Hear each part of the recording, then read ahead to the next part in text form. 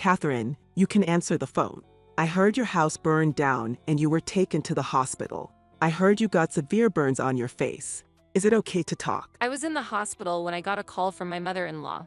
The house I was living in with my husband's parents caught fire. I was supposed to be home alone, but my mother-in-law spoke with an almost gleeful tone. Is the baby in your belly okay? I was about to say I was out, so I'm fine, but my mother-in-law didn't wait for my reply. Oh, maybe you can't reply. That makes sense. Your face must be really bad, huh? My mother-in-law chuckled softly.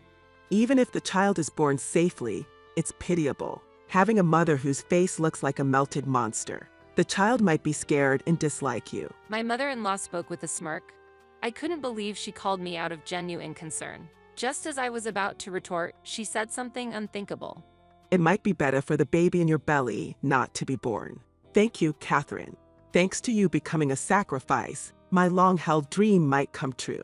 Even after you're discharged, don't come back home. A monster as my son's wife is a disgrace to the Smith family. She forcefully hung up on me. Sacrifice?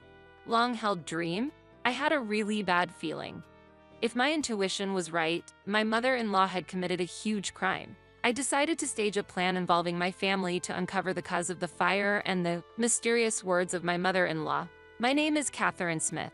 I'm 29 years old. I moved into my husband's family home upon marriage. I used to be a kindergarten teacher before marriage. My husband is a primary school teacher, 10 years older than me at 39. We met at a matchmaking party. I look chubby as you can see, so I'm not really popular with women. His smiling face seemed very kind, leaving a positive impression on me.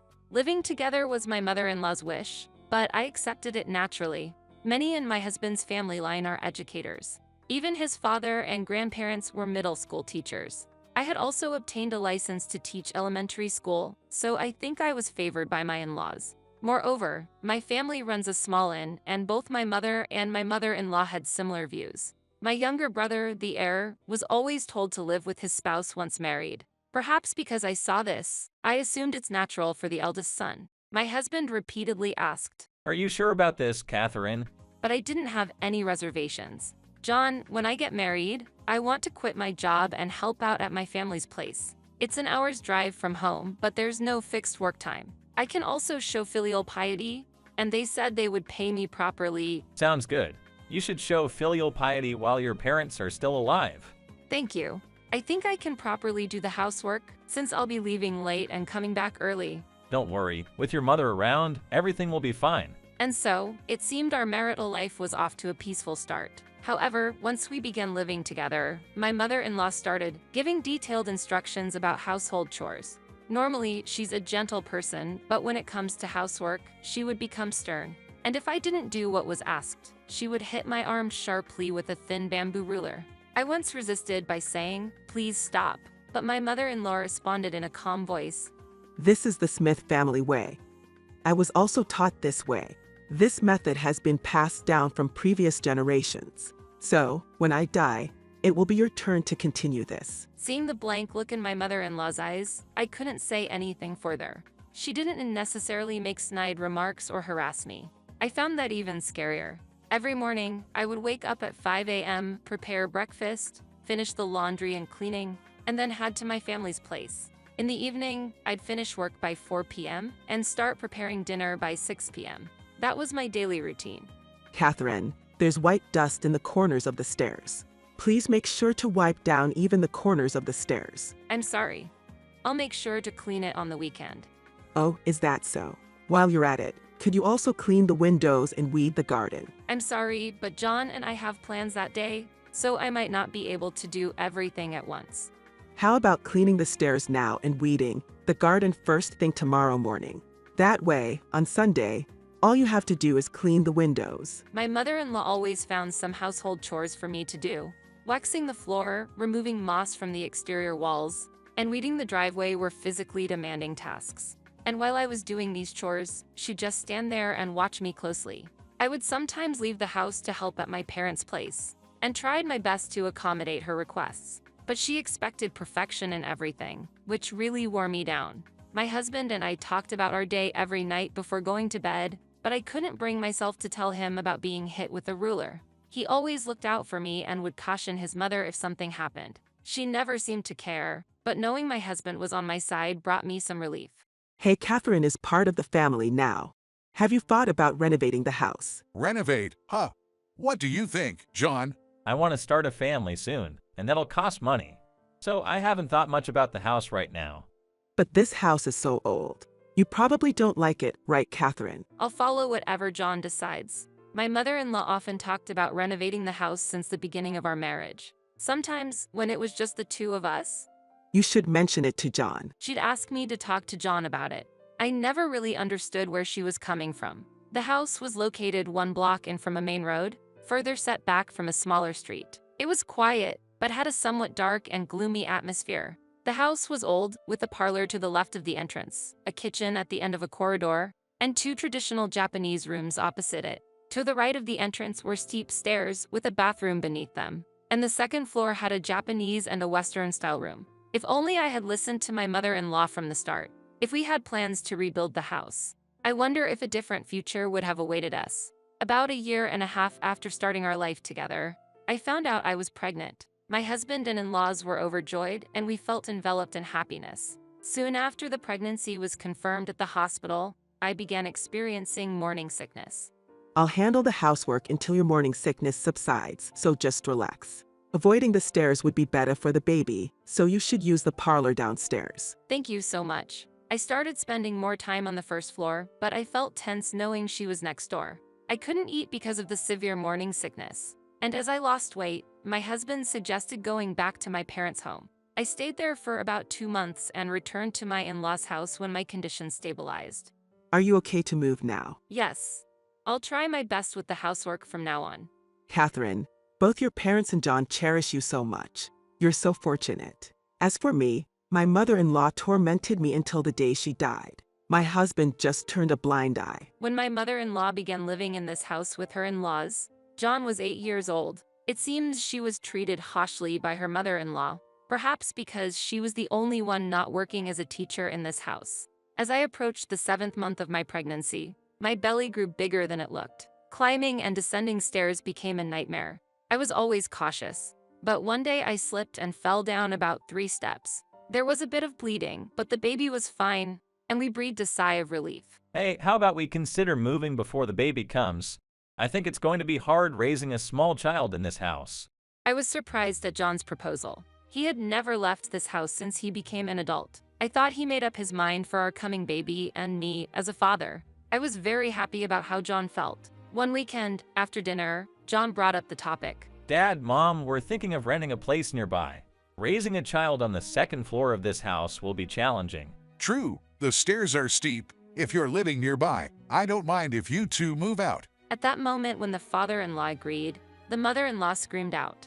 No, you can't leave. If you're moving, we all should move together. Just as you care about our family, I want to prioritize my family with Catherine and the child. Then, why not just rebuild this place? You're the only one I have. You're the only one I can rely on. The mother-in-law was almost in a frenzy, causing a scene. The father-in-law held the mother-in-law back and told us to go upstairs. Even after we went to the 2nd floor, we could hear her heartbreaking cries. Eventually, it became quiet. Perhaps the father-in-law's persuasion worked, as the mother-in-law said nothing after that. We searched online for available properties and visited them during John's days off.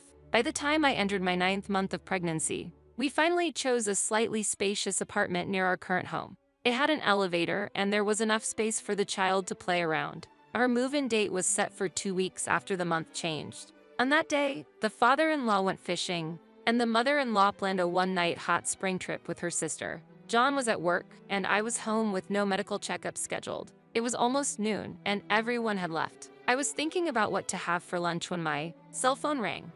It was a call from my younger brother. I'm nearby on some errands. Can we meet up for a bit? There's something I want to discuss with you. Huh? That's unusual. I'm free today. If you're treating me to lunch, I might be up for it. Of course, I'll treat you. I'll be waiting at the diner near the station. After hanging up, I hurriedly got ready. As I was slowly going down the stairs, I heard the front door open. Standing there was my husband, who should have been at work. His lips were pale blue. Don't come over here.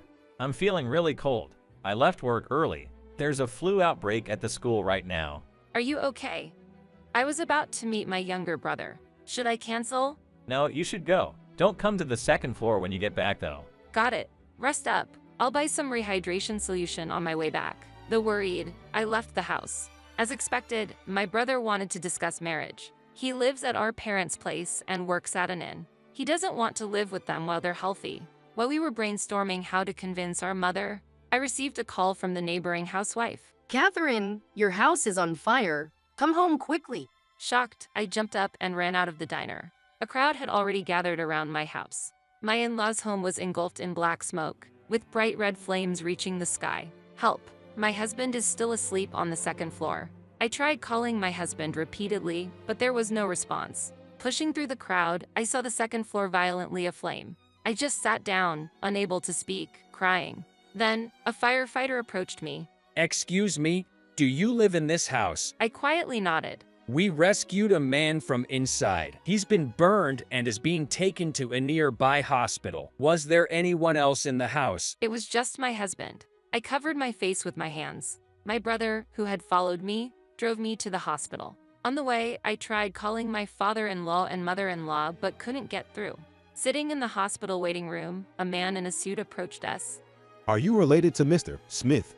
What were you doing when the fire broke out? I received a call from my younger brother around noon saying he wanted to discuss something. We were together at a diner near the station. What was the cause of the fire? There have been small fires in the neighborhood lately. Could it possibly be arson? We can't say for sure yet. The fire seems to have started from the bedroom in the back of the second floor, where your husband was sleeping. My husband said he felt chilly and came home early from work. Could he have accidentally fallen asleep with the heater on? Was it an electric heater? Once your husband regains consciousness, please let us know more. As she said that, the police left in a hurry. Maybe because she was so shaken, her stomach started to tighten as I rubbed my stomach. Catherine, are you all right? As I looked up, my father-in-law was standing there. I got a call from a neighbor and raced back in my car. I'm so glad you're safe. It seemed like father-in-law had lost all his strength as he collapsed next to me. I heard someone was taken away in an ambulance when I got to the house. When I checked my phone, there were so many missed calls from you. I thought it might have been an emergency call. I was so scared. Father-in-law was crying and lowered his head. Jeff, the one taken to the hospital. It's John. John came home early because he wasn't feeling well, but I can't get in touch with Laura either. As I explained the situation to a startled father-in-law, my phone rang. It was a call from Laura, my mother-in-law. Oh, Catherine, can you answer the phone? I heard from a neighbor that the house burned down, and someone was taken to the hospital. I heard there were severe burns on the face. Are you okay talking? Mother-in-law's voice was unusually loud, as if she was in a noisy place. She sounded oddly cheerful. Is the baby in your belly all right? I was about to reply, I was out so I'm fine, when mother-in-law continued speaking. Oh, can you not reply? Of course, with your face being so bad. Laura chuckled softly. She seemed like a completely different person from the usually composed mother-in-law. It would be so unfortunate for the baby to be born safely after all this. Your face is all messed up, looking like a monster. It must be so scary and repulsive. Mother-in-law half-jokingly said this, and it didn't seem like she was genuinely concerned when she called. Just when I was about to retort at her words, she said something unimaginable. Maybe it's better if the child in your womb doesn't get born. Thank you, Catherine. Thanks to you becoming the sacrifice. It seems like my long-standing dream might come true. Even after you're discharged, don't come back home, a monster as my son's wife. It's a disgrace to the Smith family. Saying that, she unilaterally hung up the phone. Sacrifice. My long-standing dream? I had a very bad feeling. If my intuition was right, she might have committed a serious crime. Ever since I became pregnant, I would always take a nap for about 2 hours after lunch. If I had no plans that day, maybe I would have been the victim of the fire. Maybe my father-in-law thought the same. He sighed deeply. He must have heard mother-in-law's voice from the phone's receiver. No, it can't be. He got up and went outside to make a phone call. My stomach hurts. I felt dizzy trying to stand up to go to the bathroom. I could see my younger brother rushing over, but then I lost consciousness. I was in labor due to the intense stress. It was a slightly premature birth. It was a boy. Despite the fire, childbirth, and my husband's hospitalization, With the help of my parents, my brother, and John, I believe we managed through this period. My husband had severe burns from his right back to his shoulder and neck, and also fractures from falling down the stairs. He was hospitalized for about a month. Mother-in-law never came to the hospital during my husband's hospitalization. It seemed father-in-law had called Catherine at that time, but he didn't convey the details. The second floor of our house is completely burnt. We're at the hospital now. I heard Catherine sustained burns on her face. Given John's nature, he'll stay by your side during your hospitalization, won't he? Yes, we're at the Sun City General Hospital. You come here now. Seeing you in such a pitiable state would be unbearable for me. I won't visit. I plan to stay at my sister's house for a while. Let me know once you've decided where to temporarily stay. Hey, do you intend to never come back? There's nothing I can do even if I come back. If you don't have a house, you'll just spend money, right? Mother-in-law never really visited the hospital or the burn house. It seems that my father-in-law wanted to believe her. He was hoping she'd come home on her own without telling her about the birth of their grandchild. After my husband's discharge, we decided to confront her with a staged play to clarify her mysterious words. No matter what her reasons were, I couldn't forgive her for saying, "It's better the child isn't born." I had decided in my heart to make her regret it for life. Shortly after my husband's discharge, the four of us met in a room of the inn run by my parents. When mother-in-law was led into the room by my mother, she seemed to smile faintly at the sight of my face. My mother left the room after serving tea, leaving the four of us. Where's John? John stepped out for a moment, but he'll be back soon. Mother-in-law chuckled. My condolences for your loss. She bowed. I, wrapped in bandages from my face to my right arm, didn't respond. It's a shame about the baby, Catherine. But this might be for the best. You should recover at your parents' place. Are you suggesting I divorce John? It can't be helped. You no longer have a home, and the child didn't make it, and it must be hard for you to face the neighbors now. No, I'm fine. My body works normally, and I can do household chores. Catherine raised her voice in frustration. Get a clue. With that monstrous face, you're a disgrace to our family.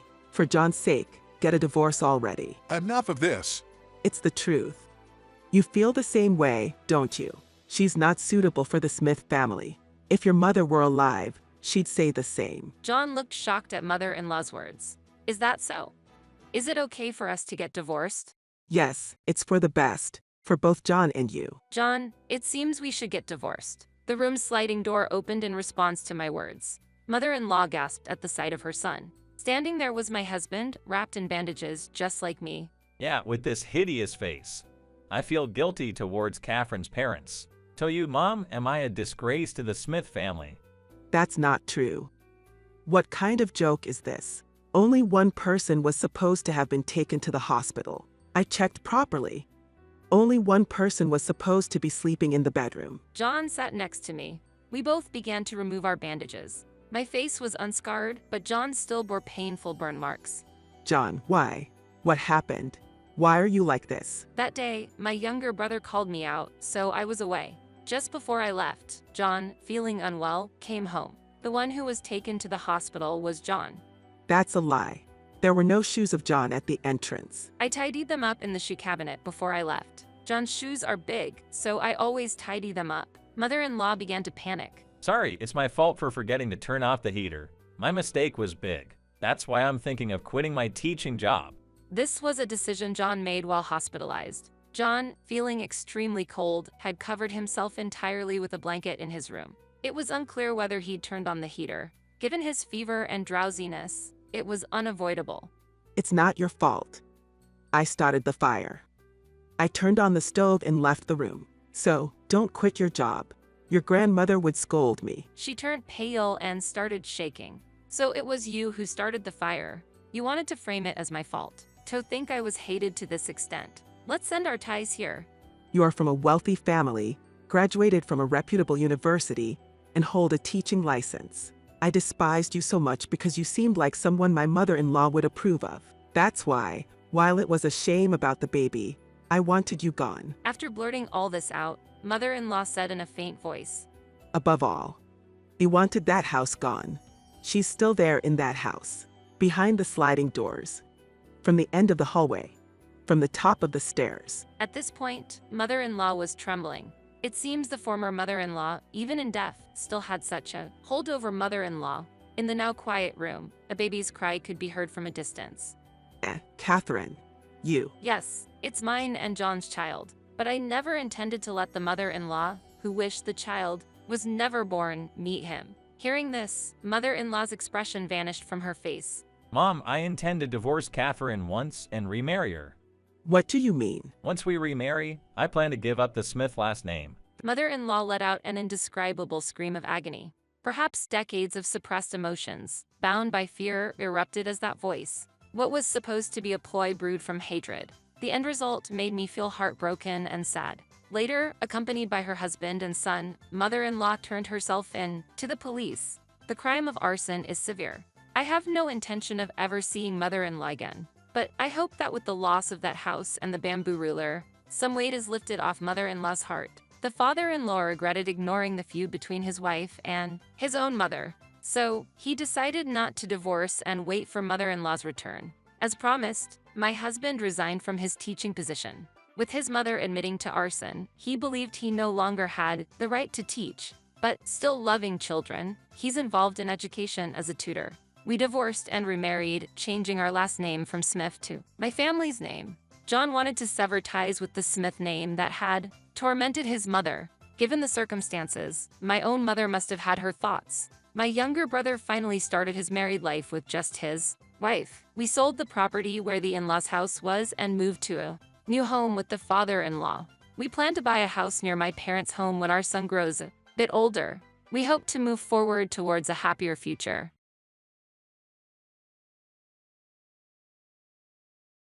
A lovely woman from my school days came to the hamburger store I owned one day, looking really exhausted. There was no trace of the brilliant glow she had once exuded. Despite having a Harvard degree, she was fired for her lack of value. She appeared to be facing her own set of difficulties. Academic accomplishments and outward appearances don't fully describe a person. I was aware of her diligence and kindness. I chose to hire her to work at my hamburger store because of this. However, one choice altered everything. John is my name. I am a 25-year-old single proprietor of a hamburger establishment. Despite graduating from a reputable university, I chose not to work for a traditional corporation. To be honest, I was sure that if I had worked, I could have become a large firm, but I simply had an insatiable need for hamburgers. I did part-time jobs, ignored job hunting, and traveled across the nation to sample various hamburgers. I ate as many of the lesser-known hamburgers as I could, in addition to the well-known ones. A typical work would be insufficient for someone like me, whose thoughts were just about hamburgers. I worked several part-time jobs after college and did extensive research on how to make hamburgers. I repeatedly experimented with creating my own patties, buns, and toppings. With the money I had gathered from my part-time jobs, I finally invented what I thought was the greatest hamburger in the world and started a little hamburger business. But right now, I'm barely making ends meet at my hamburger store. John, your hamburger tastes just as good as ever. Thank you, a frequent customer said. But whenever I come, I never see any other customers. Yes, that is true. No other hamburger tastes as good as this one, in my opinion. Although unsure of the taste, drawing clients is really challenging. What a waste. I believe you can discuss hamburgers without really trying this. Thank you for stating that. I genuinely want you to succeed because of this, John. Yes, I would definitely have nightmares if I couldn't eat this hamburger because I would want it so much. I'll do my best. I've had a couple conversations like this with regular clients. The regulars are the only ones who visit, despite everyone saying the taste is the best. As a result, I'm currently barely making ends meet and keeping the shop afloat. I have the finest hamburger. I think word of mouth will spread and a lot of customers will come one day. I continue to hold onto this belief and try my hardest, but my already small customer base shrank even more after a well-known hamburger restaurant had opened up shop nearby. I was worried that if things kept going the way they were, I would go into the red. I wondered how I could draw in more customers in the still empty store, but I couldn't think of a solid plan. With a sigh, I took a sip of water. I wonder if any customers will come today. I was deep in contemplation when a sudden figure walked into the store. I said, "Hi," with a little delay, but when I saw the person's face, I froze. Well, I never thought you'd be operating a hamburger joint in such a setting. Why are you here?" Hey, is that any way to speak to a customer?" I was suddenly speechless when I encountered his reasoning. "Hawk, you still don't know how to handle clients.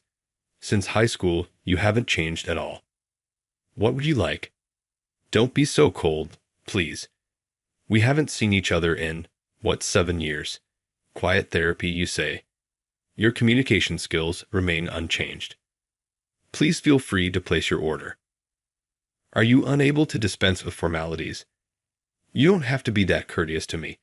Let's speak more relaxedly. This is really rigid." As he said this, David gave a scornful laugh. He didn't even appear interested in speaking to me. All right. However, you must be aware of the chain of hamburger restaurants that opened approximately a month ago, don't you? I'd worked there as the area manager, actually. As though from above, David cast a scornful glance down at me. It appears like you're having trouble drawing in clients. There isn't a single person in sight throughout mealtime. It looks like you're serving a really bad hamburger. If you're not going to eat, then get out right now. Well, Chan, are we becoming bold? As though I would never consume the hamburger you prepared. No offense, but we'll be taking the customers in this area, he said as he got up, opened the door, and walked out. David and I were in the same class for all 3 years of high school. I never had any particular feelings toward him, but he always looked down on me for some reason. From the moment we met in high school, he took a disliking to me. It frustrated me, leading to several arguments. But once I realized that talking to him was a waste of time, I decided to ignore him. There are always going to be people who just don't like you for some reason. I knew a few myself, but I had decided to instantly distance myself from such people and avoid any interaction. However, if they forcefully involved themselves, there was nothing I could do. David was exactly that kind of person. During high school, we were in different friend groups. Even when I was with my friends, he would mock and look down on me. Some of my friends would get angry on my behalf. I was grateful, but I always told them, it's okay. It's better not to get involved with him, and kept them from reacting. Who could have imagined that someone with such a history would turn up as the area manager of a popular hamburger chain store nearby? In his parting words, "We'll be taking the customers in this area," became a reality. It was as if he opened the store in your mind just to harass me. It felt like a siege, with several of his stores encircling mine. Each of these stores offered hamburgers in different styles and flavors, and managed to secure a decent number of regular customers. My shop was pushed even further into a tight corner. It was clear that he had opened these stores with the intention of putting mine out of business. Even after opening my own shop, I've continued to research and improve my hamburger every day. I'm confident that the quality of my hamburger has indeed improved. But without customers coming to the store, there was no one to taste my hamburger. I kept struggling desperately, trying to figure out how to survive every day. All I thought about was my hamburger shop. I didn't think about anything else, just hamburgers. But gradually, the same thoughts began to swirl around in my head, and I hit a wall. It felt like I was suffocating. For a while, I tried to keep going, but I reached a point where I couldn't anymore. If I keep thinking about hamburgers all the time, I'll go crazy. With that thought, I decided to go out into the city for the first time in a long while. Being cooped up in my hamburger shop, thinking only about hamburgers, it never even occurred to me to wander around the city. As I walked through the streets, my gloomy moods seemed to lighten. Seeing people walking around happily made me want to have them try my hamburger. I was just aimlessly walking around the city, but I felt like I regained some energy. And then I headed straight back to my hamburger shop, determined to make an even more delicious hamburger to attract people. That's when I ran into someone I never expected to see, a beautiful classmate from high school. Emily? Could it be? Emily Hut-chan, what happened? You look like you just ran away from home. Oh no, after all this time, and I show up looking like a mess. No, I didn't mean it like that. But it's been since high school since we last saw each other, right? What a failure. It's fine. Don't worry about it. Even if you don't mind. I do. Okay, let's put that aside for now. What brings you to the city? Lately, things haven't been going well. Well, and before I knew it, I was here. You ended up here without realizing it. Something's been bothering you a lot. A lot has been happening, yes. Otherwise, I wouldn't step outside looking like this. Indeed, the Emily I had an image of being beautiful and fashionable, though I'm not one to talk about fashion sense, looked like she had suddenly come to the city in clothes she had worn at home for years. Yet her beauty was still intact. It's true that you normally wouldn't go out dressed like that, right? Even you saying I look like I ran away from home made me realize you must have been really stressed out. Yes, and it's still ongoing. I see. That sounds tough. Exactly, right in the middle of tough times. Now that you mention it, you do look a bit pale. Are you eating properly? I may not be eating much. I just don't feel like it. You'd look a bit thin. I don't think it's appropriate to say that to a woman. Sorry, but you should eat. Otherwise you'll definitely collapse. I know I should eat, but sometimes I just forget. Emily, do you have time after this? Are you trying to hit on me at a time like this? No. Actually, I'm running a hamburger shop nearby. I thought maybe you could try my hamburger. Well, John, you're working in a hamburger shop. I run it by myself. By yourself? You mean you're the owner? That's amazing. Not really amazing, but I'm very confident in the taste. I feel like I've finally got an appetite. Please let me try it then. Let's go. It's just around the corner from here. Hamburger, huh? It's been a while since I've had any. Do you like hamburgers? Yeah, but they're high in calories, right? So I felt guilty eating it and only had it occasionally. But I love it. Good to hear. I'm a bit worried if it'll meet your taste, though. If you made it, it'll be fine.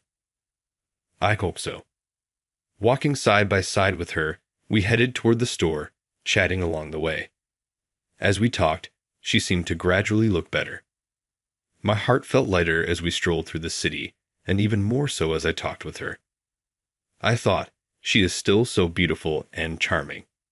Since graduating from high school, Emily, though a bit worn out, had become even more beautiful in her adulthood. I treasured the lucky chance to converse with her as we arrived at my shop. Wow, this is your place. Huh. She looked around the shop curiously. Hello. How can I help you? Don't you sound a bit listless? Is that how you greet customers too? Welcome. How can I help you? There you go. You can do it when you try. Though I guess I'm one to talk, feeling down myself. My hamburger might cheer you up a bit. Take a seat here and wait. Okay. After seating her at the counter, I made the hamburger with even more care than usual, hoping that Emily would feel a bit better despite feeling down. When I served the hamburger, she said, "It looks really delicious." She then took a bite of the hamburger.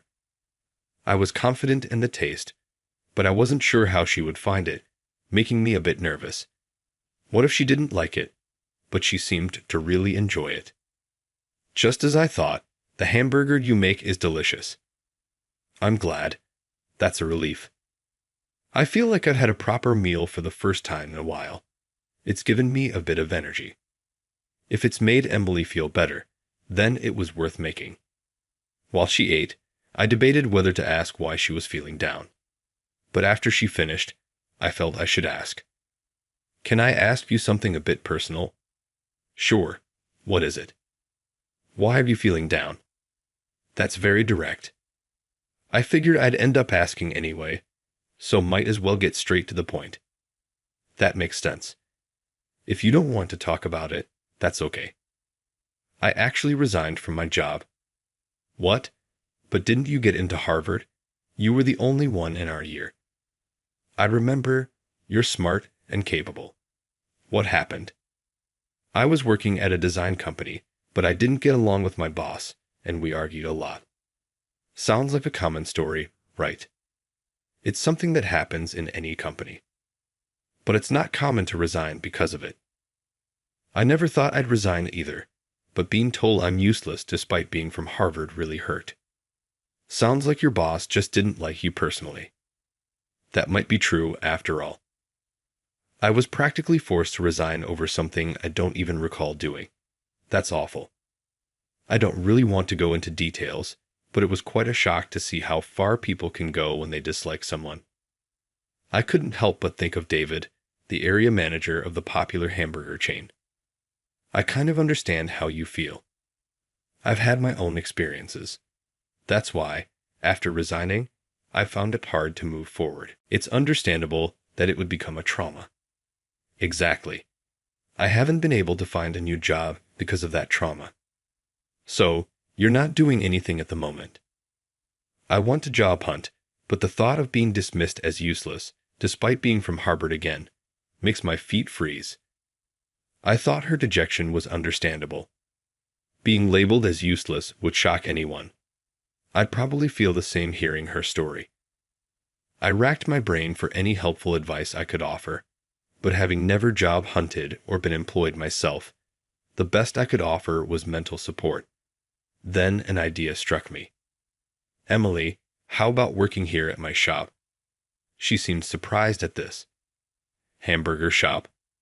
Yeah, if you're okay with it. I appreciate the offer, but right now, you are hurt, and stepping into an unfamiliar place full of strangers might be daunting. That's true, but here it's just me. I would never say anything like your previous boss. I know you wouldn't say anything terrible. I think working at my shop could be a form of rehabilitation. Just don't expect a big salary. Are you sure? It sounds like a great offer to me. Absolutely. If you're up for it, let's work together. She smiled and nodded, saying yes in response to me. Thank you. I'm really happy. You're welcome. If I'm going to work here, I want to be useful. What's the situation with the shop? Truthfully, it's not great. We're barely getting by with just the regulars. The other customers have all gone to the chain stores. Really? Upon saying that, her face took on a contemplative expression. It was as if I could almost hear the gears turning in her head. She suggested that investigating the rival chain stores might be a good first step. I knew that each chain store had been successful at offering hamburgers in different styles to customers. However, I'd never actually set foot inside those stores. I had been considering going but decided against it after the area manager, David, visited my shop. I think it's probably best if I don't go with you. Would you mind going on your own? Ah, I see. It would be awkward if the rival store recognized you, right? Something like that. Then I'll go have a look now. I was genuinely surprised. Having just finished a hamburger, it's incredible to think about heading straight into a rival store right after. It was hard to believe she was struggling with job hunting. Maybe it's because of the hamburger you made for me. I feel energized and can't sit still. But aren't you full? There's no need to rush. It's fine. I hadn't had a proper meal in a while, so I still have some room left. That sounds like it's been more than just a while. All right. I'll hear the rest later. I'm off then. Watching her brisk departure, I was left in astonishment. Her actions in the days that followed were impressive. In just a few days, she had visited all the chain stores in the area and pinpointed their characteristics. I could never match her efficiency. I think the taste here definitely wins. I'm not trying to put down the chain stores, but my hamburger is unique to this place. I'm absolutely confident in its uniqueness. That's definitely an advantage. We should push. What about their menu? Since they're chain stores, it's natural they have a common menu, but each shop had a wide variety, and the dishes all looked appealing. I've been focused on perfecting a single taste, so I haven't thought much about diversifying the menu. I think that's fine. They have their strength in a diverse menu, but we should focus on excelling in one thing. I feel like we're differentiating ourselves in that respect. Right. What you've been doing isn't wrong. Let's aim for further improvement in taste. I do that almost every day, but being alone, I couldn't get any objective opinions. Having you here allows for that, so we can strengthen our current hamburger together. Exactly. It's really reassuring and helpful. Let's do our best. That's the plan. Oh, wait. Tomorrow's the day off, so we start the day after tomorrow. We left the shop and went our separate ways home. Having worked with Emily for only a few days, I felt incredibly happy. She was full of life and always willing to talk. Worrying about what to do with the shop by myself feels like a distant memory. Having just one person with the same goal made such a big difference in motivation. But it wasn't just about sharing the same goal. The fact that it was Emily working with me made a significant impact. Honestly, she was someone I admired in high school, and she seemed out of reach. She was the epitome of beauty and brains, and although I wanted to talk to her, I rarely found the courage. She did talk to me occasionally, but I always felt it was too presumptuous for me to initiate conversation. I never thought the connection we lost after high school would be rekindled. Life is unpredictable. I spent the day off relaxing for the first time in a while before reuniting with her. My mind was constantly preoccupied with hamburgers, leaving me restless. I wonder, when was the last time I spent a day off feeling this peaceful? It felt like such a long time since I had that thought. After the best day off, I left home 2 hours earlier than usual. I was going to teach Emily the ropes, thinking I needed to give my all today. I turned the corner to see a crowd in front of my shop. What's going on? Had something happened? And right in front of my shop, no less.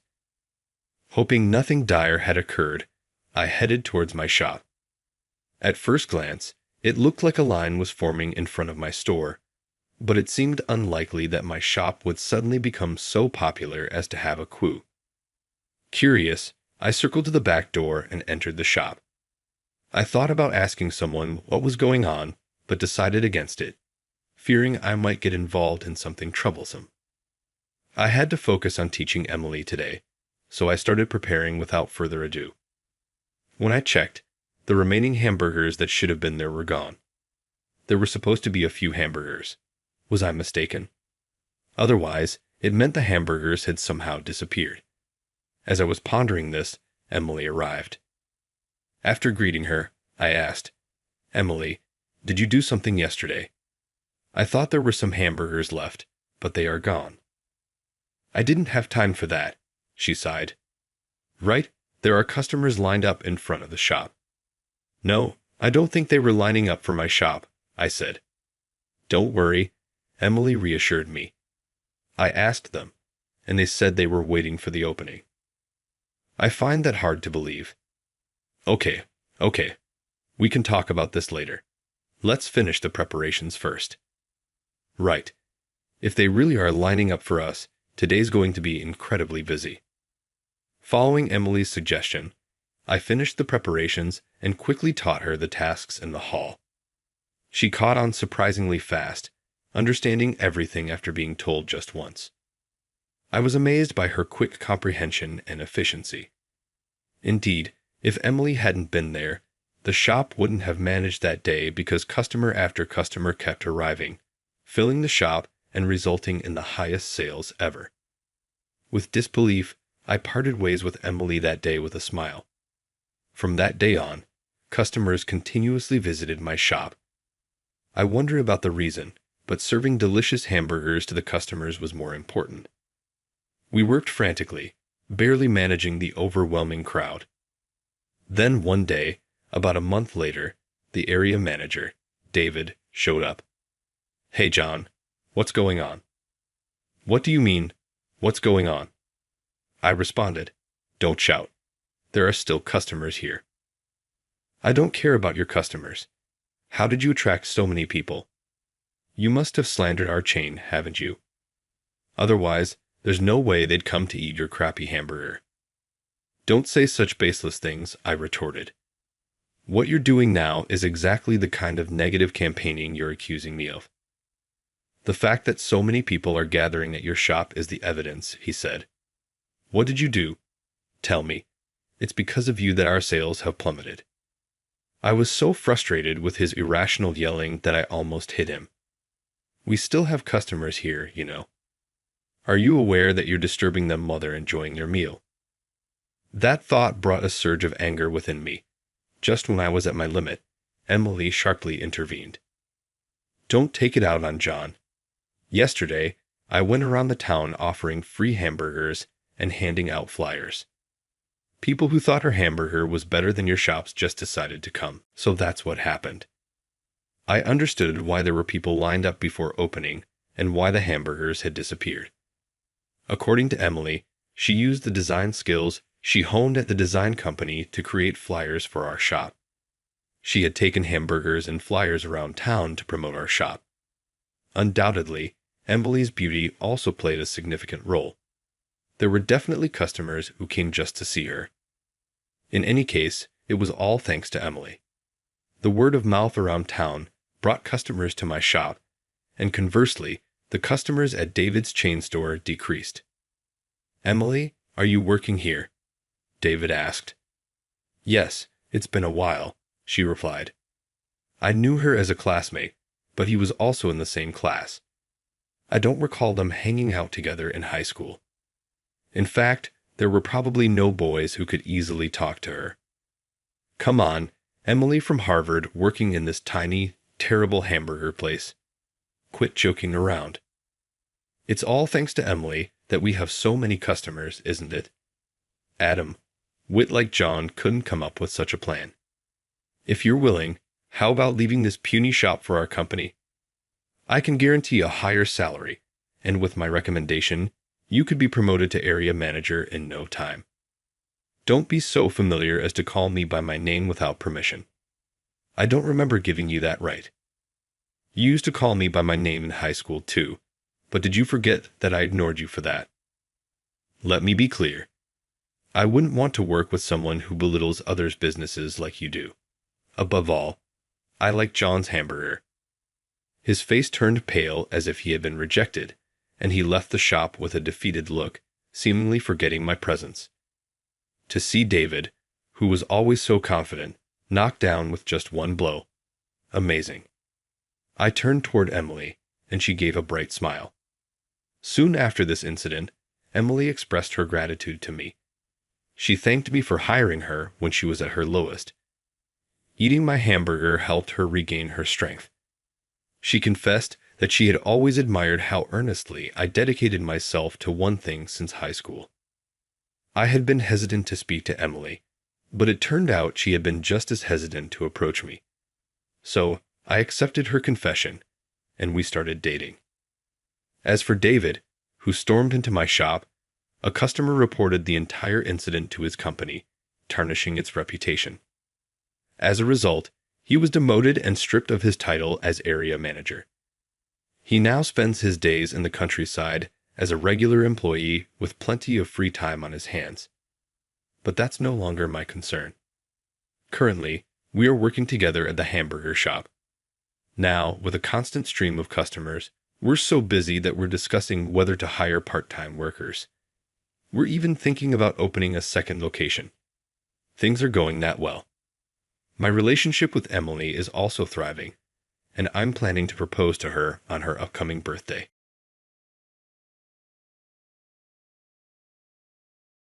Aid. My mother passed out. She seemed to be in discomfort. When I picked up the phone on my day off, I heard Hannah, the daughter of my senior coworker Sarah, crying. Wait a minute. I'm on my way now. I hurried as quickly as I could to Sarah's place. I walked over and called out to her, but she didn't answer. I called for an ambulance because I could take it no more. Everything will work out. Soon, we'll be in the hospital. Hannah's little shaking hand felt chilly in my own. I'm Chris, and I'm 31 years old. I'm a salesperson for Rivertech Industrial Parts, a business that sells parts for machinery. I've always been seen as a serious person who never backs down from a challenge. However, the truth is that as a salesperson, I haven't been successful in closing any significant deals. I sometimes get discouraged and question whether hard work is sufficient on its own. But I don't give up and keep going. Sarah, my senior colleague, is a major contributor to it. She is only 2 years older than me at 33. Clients have a great deal of faith in Sarah, since she is a composed and accomplished salesperson. I developed a great deal of respect and admiration for her after witnessing her in action, using a variety of strategies and managing clients with poise. I've grown to cherish the time I get to talk to Sarah during breaks. She manages even the most challenging clients with ease and maintains her composure. She is an incredible mentor. Before I realized it, my feelings for Sarah had progressed beyond simple admiration. However, because she is married, I can only look up to her from a distance. My feelings would never be returned, even if they were to develop farther than that. Just being by her side, even if it's just at work, is sufficient for me. At the absolute least, though, I want to get better at my job and catch up to her. I've been putting a lot of effort into improving myself. I don't mind staying up late, actively trying to increase sales, and constantly trying to improve. Sarah grinned and remarked, "Chris, you've been working really hard lately," after noticing my effort. "You should teach me." "No, Sarah, I should be the one learning from you. I'm inspired by the work you do." I'm grateful. Making sure our clients appreciate working with us is what I constantly try to concentrate on. They will want to return to us if they do. I see. If you keep that in mind, I believe you can win over any client. I was always amazed by her tremendous sense of purpose in her job. Knowing someone like her made me feel proud. Chris, with all this overtime, don't you have trouble finding time to go on dates? Sarah asked me one day. That is not a concern for you. I don't have a romantic partner. Oh, I see. As she appeared somewhat uncomfortable, I went on. Well, I'm pretty much just a boring guy who's only good at being serious. It is really vital to be serious. It also manifests in the way you approach your work. Someone will value your seriousness one day. You think so? Yeah, if you ask me, being serious is the best quality in a husband. I didn't fully comprehend Sarah's statement that the best quality was being serious until much later. Sarah and I eventually began discussing personal matters. I even thought we were getting closer as our chats became more personal. Sarah, you're married, so it must be tough juggling work and everything else, right?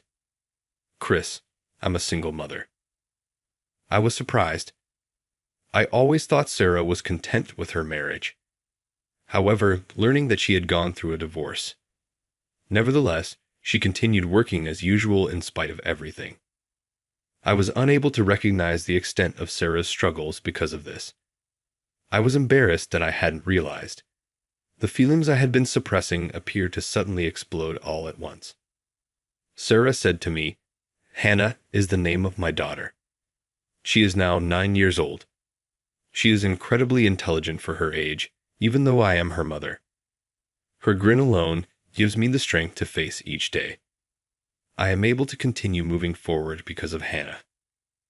Her face, radiating the strength and tenderness of a mother, looked so beautiful. I found myself even more captivated by Sarah. That's why I was so determined to succeed at work and produce results as quickly as possible. I actively emulated Sarah's methods, absorbing every bit of sales knowledge I could. I started to think that once I achieved some real success, I'd finally be able to confess my feelings to her. My feelings grew stronger each day, swelling more and more. It got to the point where I could barely handle them myself. One day, with a slightly clouded expression, Sarah confided in me, "I only got divorced recently. It's tough being a single mom. Although Sarah clearly had personal struggles, she never let them show at work. She never mixed her personal life with her job. Despite the difficulties she was facing, she kept giving her all. I found myself wondering if I should step further into her personal life. Then one day, Sarah handed me a book, saying, "Chris, you should read this. It really helped me with my sales, and I'm sure you'll find it useful too." With that, she passed me the book. "Thank you. I'll borrow it." That night, I stayed up reading it. I read it over and over, determined to make sure I fully understood it, vowing to apply it to my work just as Sarah had. The techniques in the book were invaluable for my future in sales. I immediately put the techniques from the book into practice without hesitation. As a result, I started to see my efforts pay off, with my performance gradually improving. My relationships with clients improved, and my sales performance started to rise. One day, I decided to return the book to Sarah at her home. I called her, saying, "Thank you so much for the book the other day. Thanks to you, my sales numbers are going up. I'd like to return the book now." "You can just bring it to the office," she said, but I couldn't let it go. I bought a cake from a newly opened shop that had great reviews and headed to her house. Sarah's house wasn't too far from my apartment. It was about a 15-minute walk. As I walked, lost in thought, I soon arrived at Sarah's home. I felt a bit nervous, but I took a deep breath and tried to stay calm. Finally, I pressed the doorbell. "Yes, who is it?" A sweet, cheerful voice answered. It was Hannah, Sarah's daughter, answering in her place. "I'm Chris from Sarah's office." "Mom, it's Chris." "Thank you, Hannah," I heard Sarah say through the door, and I couldn't help but smile. A moment later, the door opened. "Chris, thank you for going out of your way," Sarah said, welcoming me with a smile. Hannah peeked out from behind her. She looked just like her mom. "Nice to meet you, Hannah. I'm Chris. Thank you for always taking care of my mom. I can see why Sarah says you're so smart, even though you're only 9.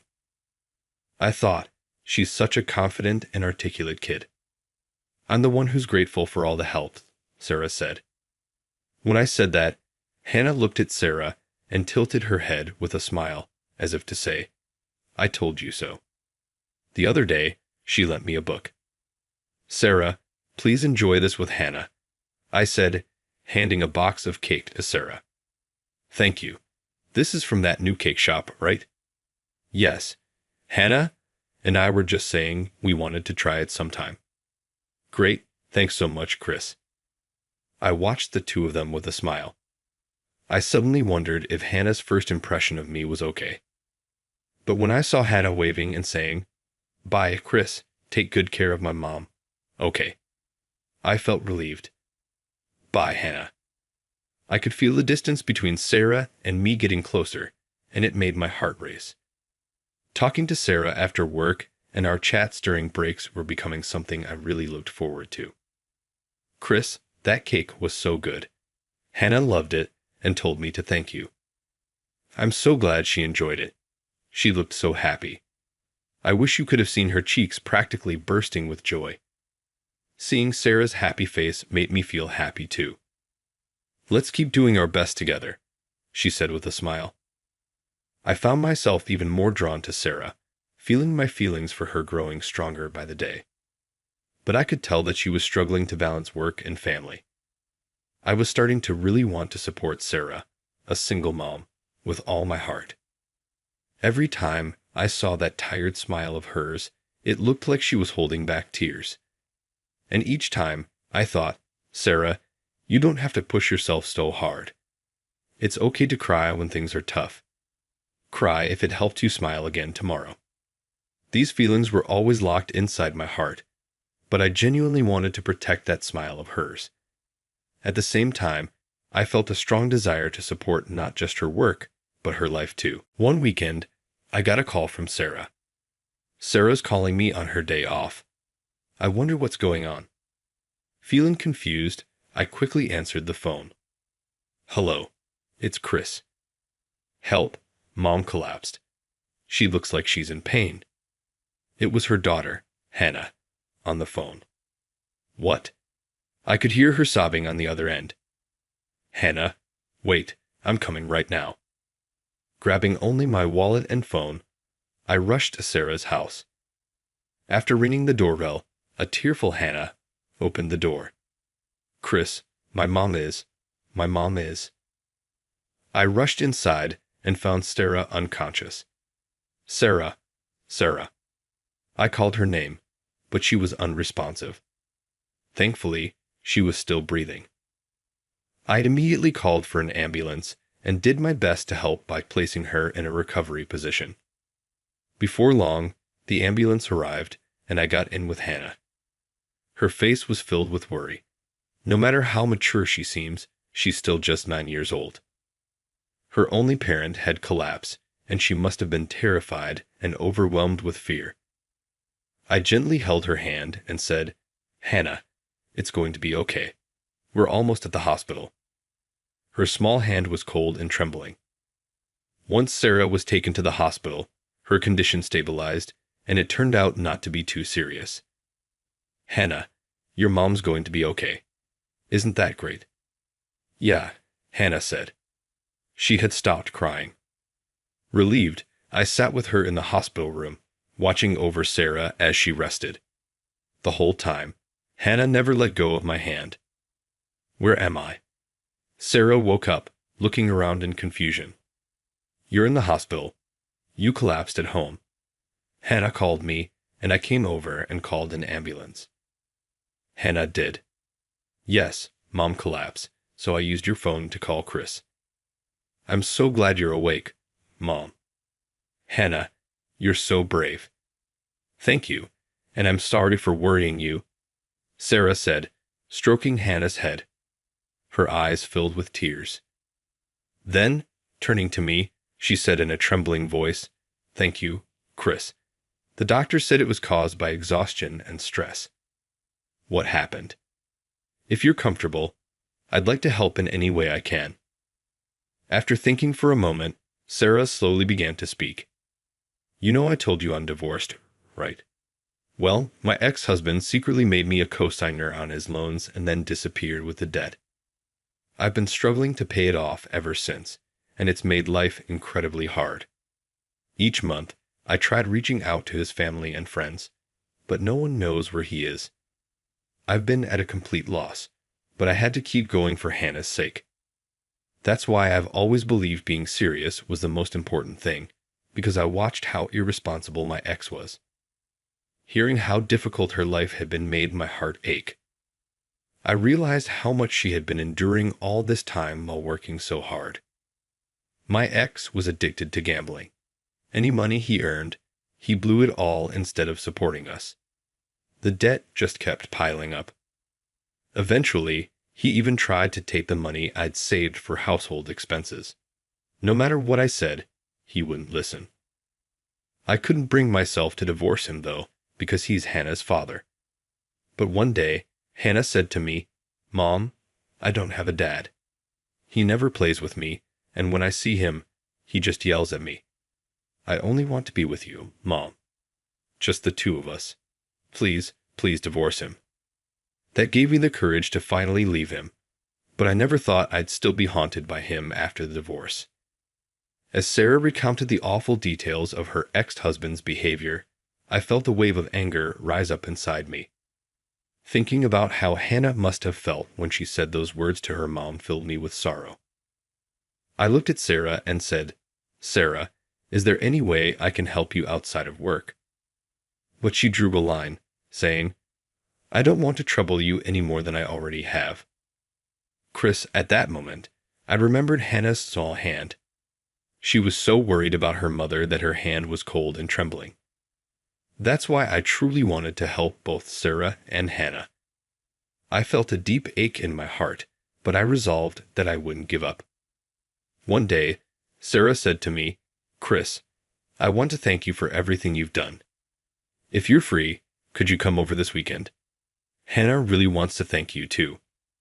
Her unexpected invitation filled me with excitement. I never imagined I'd have this kind of opportunity. I'm sure it was Hannah who made this happen. I felt genuinely grateful to her.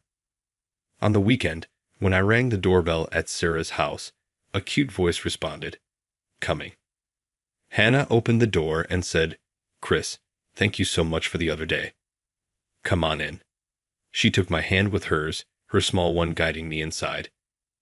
"Mom's cooking right now, so just wait a bit." "Okay, sure," I said. "I made you a letter and a drawing, Chris. Here you go."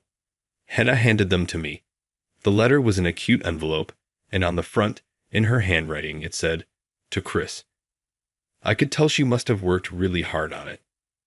Hannah, looking a bit shy, said, "Read it when you get home, okay?"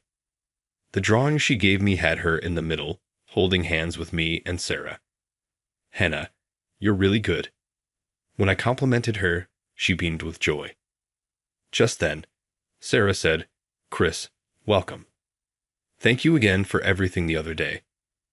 I was thinking we could go out to a restaurant, but I'm sorry. I hope this is okay instead." She motioned to the table. "Please eat as much as you like." The table was filled with freshly cooked dishes. As I enjoyed the meal, I said, "Sarah, this is really delicious." Savoring her homemade food, I once again asked, "Please let me know if there's anything I can help with." But she firmly replied, "We're just coworkers. I really appreciate everything you did, but this and that are different matters." Despite her gratitude, Sarah was determined to maintain some distance between us. Meanwhile, Hannah had grown attached to me and even started saying, "Chris, you're like a dad." Her words caught me off guard.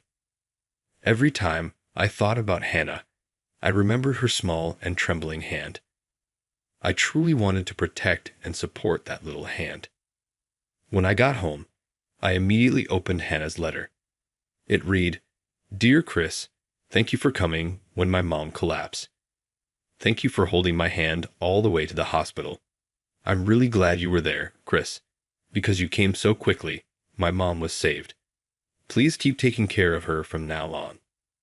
It looked like she had just learned some spellings, as the word for hospital seemed a bit difficult for her to write. But her feelings shone through in every word. I found myself reading the letter over and over again, but the words started to blur. I realized I was crying. "Hannah, thank you for such a beautiful letter," I whispered. At that moment, I made a renewed vow to help both of them, even if my feelings went unreturned. It didn't matter. I just wanted to help them because I wanted them to keep smiling always. Around that time, my boss, Tyler, began plotting against Sarah out of jealousy for her success. She's just a divorced woman, and yet she keeps landing all these contracts. I heard from a private investigator that she's stuck with her ex-husband's debt. No way am I going to let her keep doing whatever she wants. Just wait and see, they said. Tyler gave a sly smile as he said that. This was later revealed by a senior member of the sales team who had been under his command. Tyler began spreading malicious rumors by exploiting Sarah's personal issues. "Have you heard about Sarah?" "Yeah, I heard she's got a huge debt. They say that's why she's using her charms to close deals. I didn't think she was like that. Kind of disappointing, right? I used to look up to her as a strong career woman.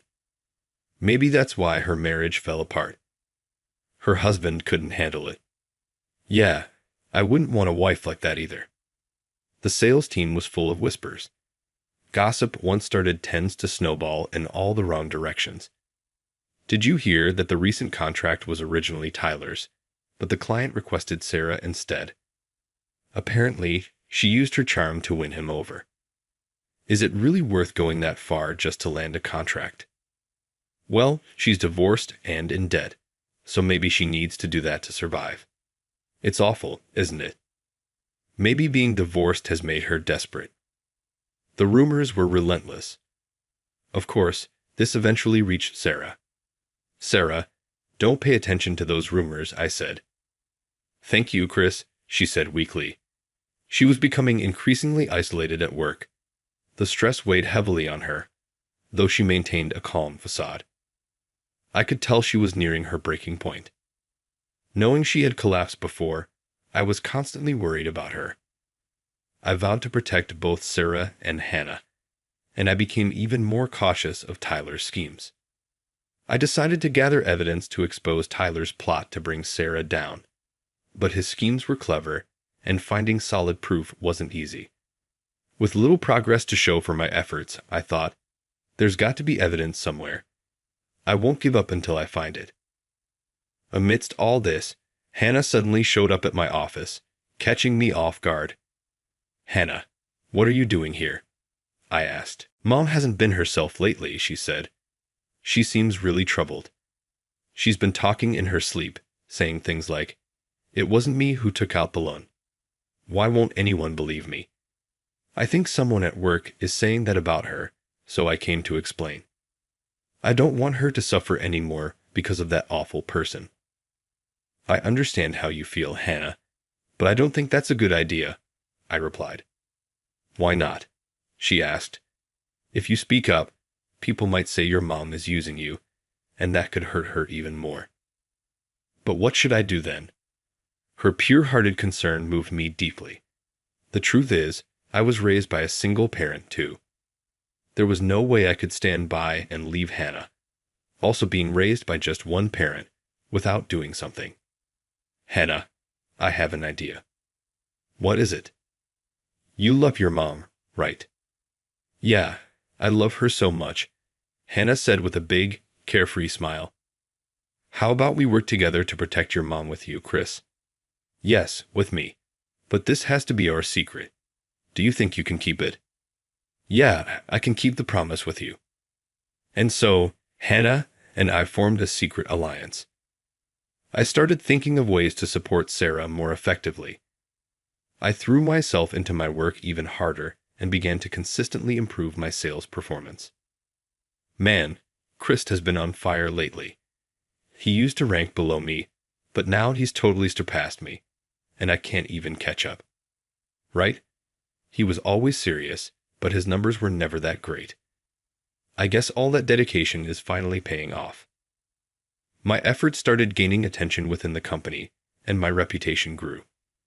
At the same time, I discreetly reached out to Tyler's clients. I was trying to catch any sign of his wrongdoing. Eventually, I discovered that Tyler had been involved in shady deals with one of his clients, Matthew. I began monitoring Tyler's actions both inside and outside the company, preparing to expose his misconduct. Meanwhile, I knew I couldn't forget to be there for Sarah, who was still feeling isolated at work. One day, I finally obtained proof that Tyler and Matthew had been inflating invoices for fraudulent claims. Armed with this critical evidence, I headed to the company's higher-ups. "Excuse me, I'm Chris from sales." Yes, we've been expecting you. So, what's this about?" "Are you aware that Tyler from the sales department has been colluding with a client, Matthew, to inflate invoices and defraud the company?" I revealed Tyler's scheme to the executives. "What? Please take a look at this data. This is the undeniable proof. Call Tyler in here immediately." Tyler was summoned to the office in a hurry. "Tyler, what's the meaning of this? Explain yourself." The moment he saw the data, fear washed over his face. "Oh, well, this is..." He fumbled to explain, but the shock left him unable to offer any defense. To think someone in this company would stoop so low. This is a serious blow to our reputation. Do you understand the gravity of this situation? You will face severe consequences. Prepare yourself." Tyler collapsed on the spot, realizing the gravity of his downfall. News of the incident spread quickly throughout the company. "Did you hear about Tyler? Unbelievable what he did, right?" "It's true, and you know Tyler was just jealous of Sarah and spread all those lies about her. So we were just dancing to Tyler's tune without realizing it. We really wronged Sarah." "Yeah, Tyler lost all credibility in the company and left before any formal punishment could be handed down. Sarah, I'm so sorry. We believed everything Tyler said and ended up doubting you. It's true that I have debt, but I've never used my looks to land deals. Of course, I always aim to build good relationships with clients, but that's just being professional. Sarah gave a little chuckle. Sarah, from now on, be careful not to believe rumors so easily, okay? It's disrespectful to the clients as well. Thank you so much. After that incident, Sarah gradually regained her standing in the company. Chris, thank you. It's all thanks to you. Oh, I didn't really do that much. Don't be so modest. If it weren't for you, I might have had to leave the company. She said this with a fresh, relieved smile. From that moment on, I felt that our bond was growing even deeper. As I achieved success in the company, I also renewed my resolve to continue supporting both Sarah and Hannah. Sarah thanked me again by cooking a homemade meal. Hannah whispered in my ear, I'm keeping our secret, Chris. What? What are you talking about? With Chris, I just thanked Chris for helping my mom, Hannah said playfully. She was becoming more attached to me, and I felt that the bond between the three of us was getting even stronger. At some point, Sarah began to realize how much I meant to her. She later told me this. We started helping each other both in our professional lives and personally.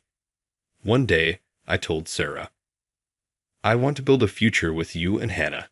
Let's get married. Chris, that day I realized how irreplaceable you are to me. But I'm a divorced single mom, and yet you still want to be with me and Hannah.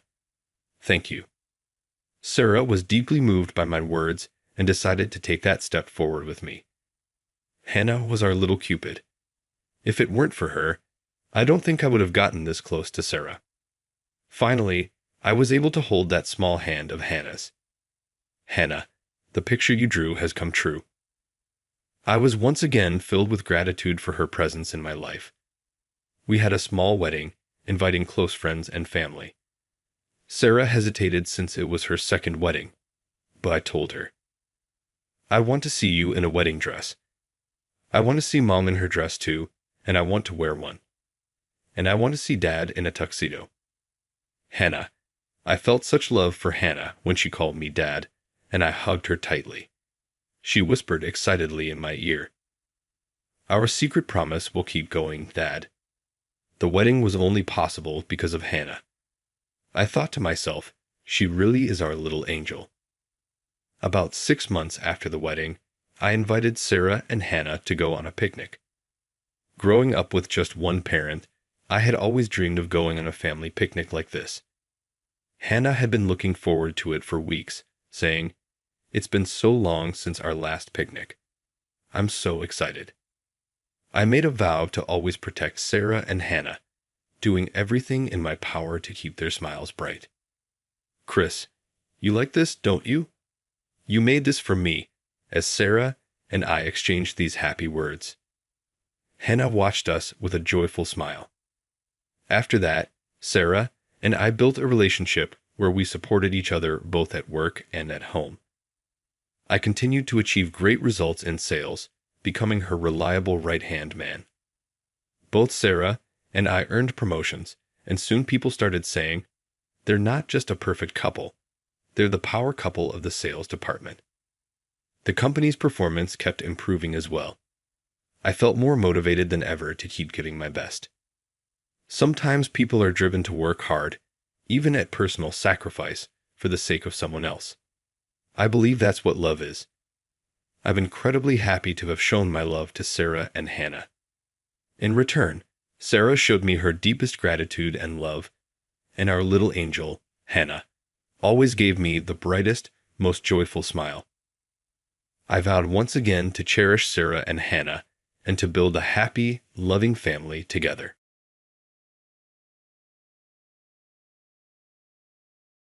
I've always had a crush on someone memorable from my high school years. I made a decision while holding the class reunion invitation that was in the mail.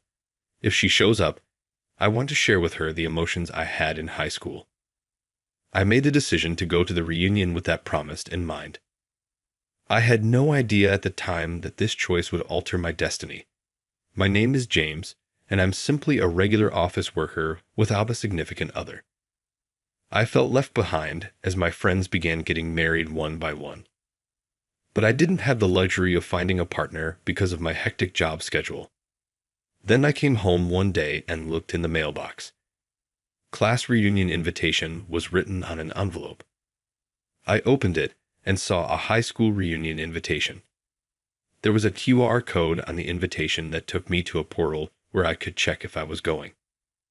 Even though the reunion was set for a Saturday, I was unable to go because it coincided with a hectic time at work. Despite my desire to visit my high school friends, I felt compelled to miss it. I was about to lose up and hit "will not attend" to email it when I suddenly realized what I had to do. My mind immediately came up with the name Madison, which I had hardly considered before today. During my 3 years of high school, Madison was the girl I had been deeply in love with. I tried to remember Madison then, when she was tiny and beautiful. If Madison will be present. I was only interested in what had happened to Madison, whom I hadn't seen since high school. Even though it wasn't like, I still harbored affections for her. I pressed the "will attend" button and sent it, motivated by the possibility that Madison would be present. The reunion day finally came. Conversations were flourishing as old acquaintances were happily catching up at the venue. I grabbed a glass of iced tea and searched for Madison. She's there. Ah. Madison was surrounded by a number of women who were complimenting him on his appearance, saying things like, "You were cute in high school, but now you're even more stunning, and you've become even more beautiful." Madison was indeed more attractive now than she had been in high school. She had become much more beautiful. Madison appeared to notice that I was staring at her and turned to smile. Is she observing me? Perhaps I looked a little too long and looked away too soon. He said, "James, right?" "Yes, a long time has passed. Is everything all right?" "Huh. You were staring directly at me. You can have something you wanted to say," I thought. "Oh no, it's nothing like that." Madison was frightfully attractive in the light purple party dress. After only a brief exchange of words with her, my emotions from that time swiftly returned.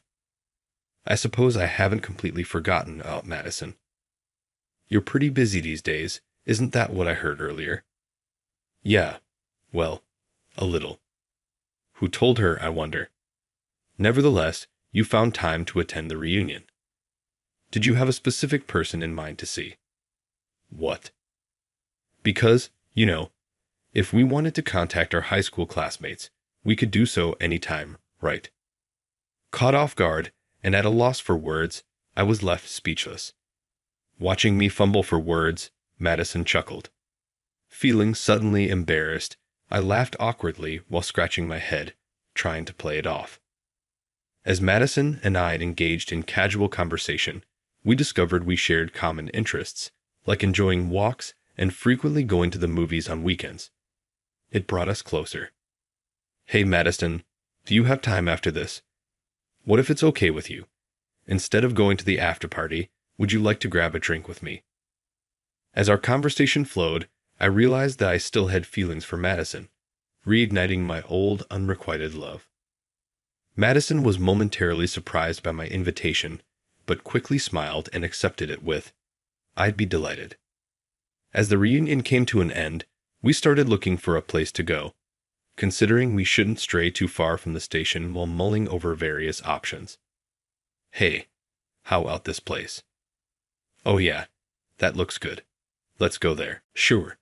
The place Madison suggested was a small bar located in a corner of an old shopping district. Once inside, we found it to be quite cozy. It was quiet and had a great atmosphere.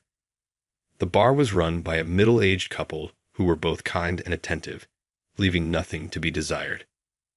Madison and I sat side by side at the counter, looking through the menu. We found a wide variety of dishes. Wow, this is amazing. Really, it's hard to choose. Madison also flipped through the menu, seemingly undecided. If you're having trouble deciding, the daily special is a good choice. What's the daily special today? It's buffalo wings. The lady of the house recommended the daily special, and both Madison and I decided to go for it. Satisfied with the delicious meal, Madison and I spent a pleasant and calm time together. Perhaps due to its inconspicuous location, the bar was quiet, with only a few other customers besides Madison and me. What made you two decide to open this place? While observing the well-coordinated couple, Madison asked them. The wife was momentarily surprised but quickly smiled. We always talked about opening a place where we and everyone else could smile and spend a relaxed time ever since we met. Wow, that's wonderful. The wife laughed at Madison's reaction, while the husband shyly averted his gaze. After that, Madison and I spent our time at the bar, occasionally chatting with the couple. Couples like them are wonderful, aren't they? During a pause in our conversation with the couple, as the husband went back to cooking and the wife attended to other customers, Madison whispered, "Huh, don't you admire it? A peaceful couple like that. It's nice, isn't it? To run a small but cozy place like this." I was momentarily taken aback by Madison's unexpected remark. However, Madison's words led me to a certain resolution. I took a deep breath and turned my body to face Madison, who was sitting next to me. "Hey, Madison," I said. "Yeah? Do you have a partner now?" "No, I don't." Madison's cheeks were faintly red as she said this. Was it because of the alcohol, or perhaps? I see. Like you, I'm too busy with work to have time for a partner. Work is my lover, you could say. Madison laughed amusingly and took a bite of her chicken. "So, Madison, you're busy with work too? What do you do?" "I'm a public servant," Madison answered shortly, without turning her gaze towards me. A public servant. Huh. I imagined Madison working at an office, reaching out to help those in need. That suits her. Madison had always been kind and gentle since our school days, so it seemed like the perfect job for her. What about you, James? What do you do? I'm just a regular office worker. Nothing special. I see. Madison seemed to be enjoying the conversation. It was getting late into our meal. Sorry, I'm going to use the restroom. All right. Okay.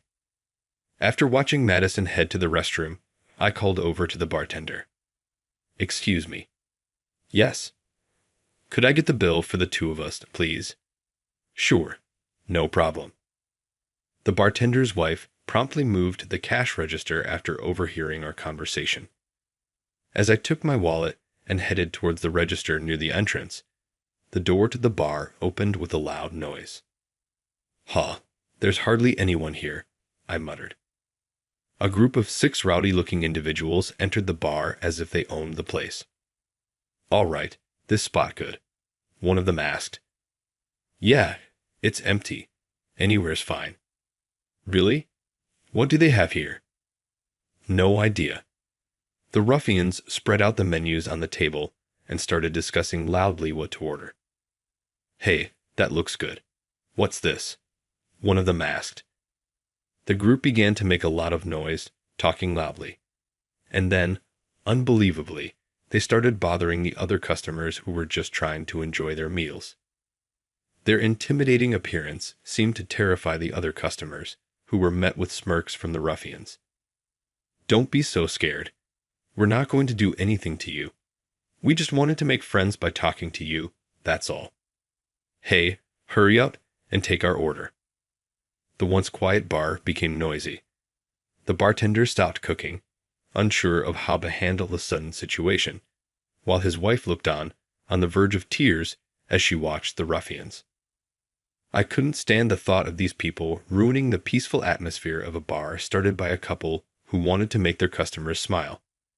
Feeling I couldn't just stand by and watch, I decided to confront the ruffians. Hey, you guys. What? What do you want? Don't you care that you're bothering everyone around you? What? You playing hero, cool man? Huh, mind your own business. We're paying our way, so it's all good. This place is for quietly enjoying drinks and food. If you can't respect that, you're telling us to get out. What gives you the right to act all high and mighty? Then you're the one who should leave. How about we just rent out this place for ourselves?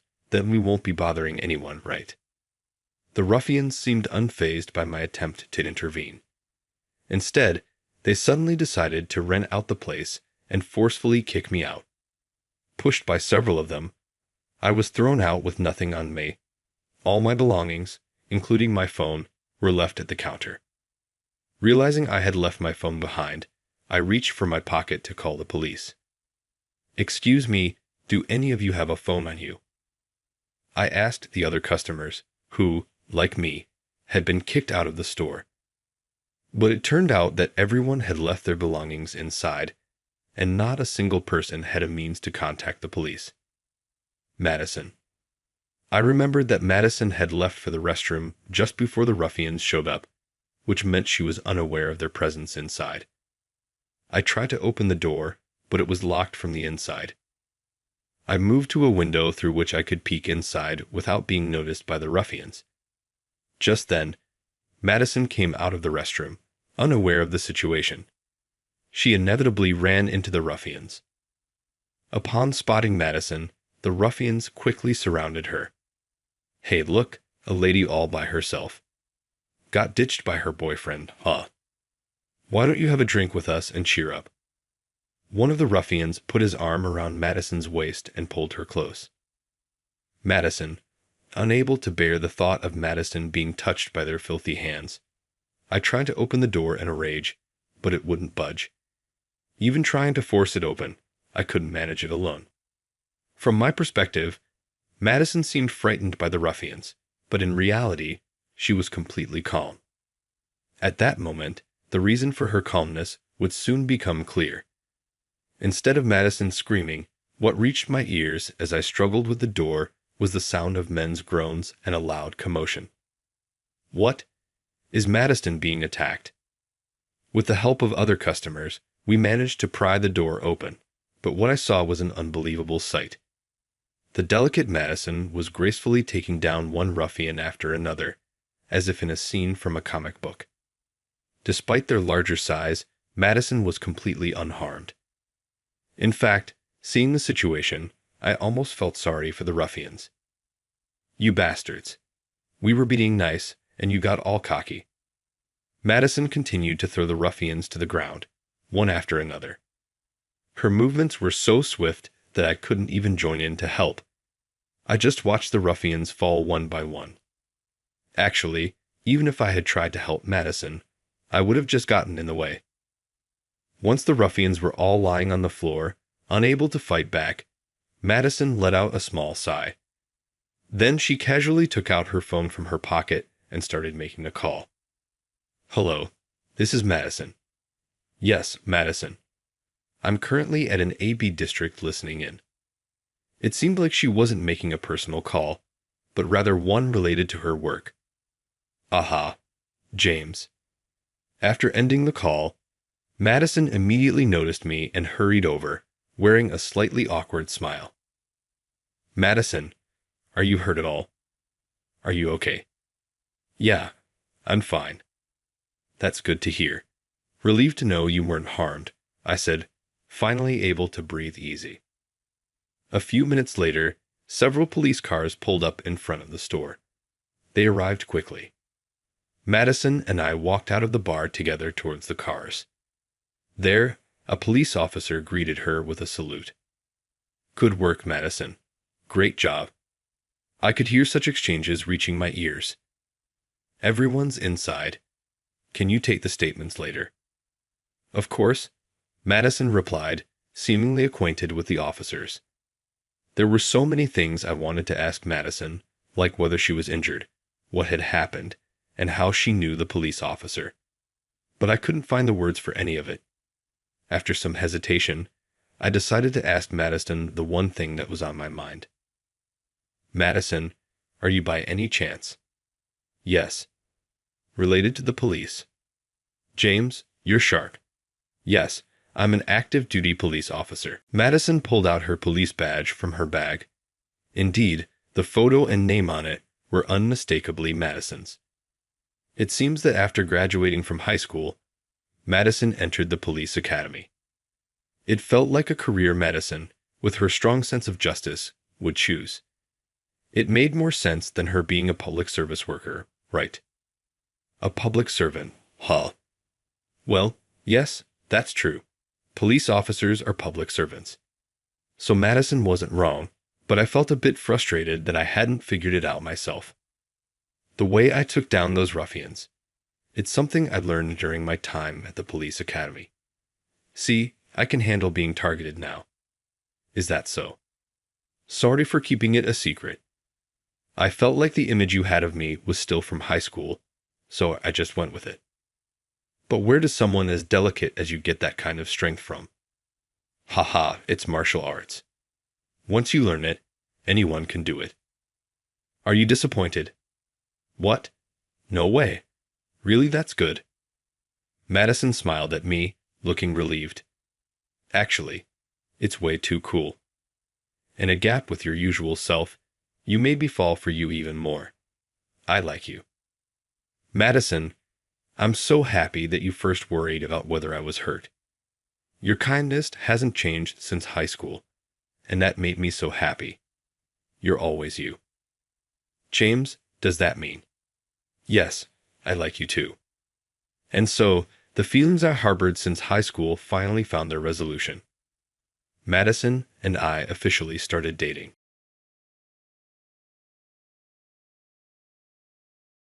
Asking him anything is pointless.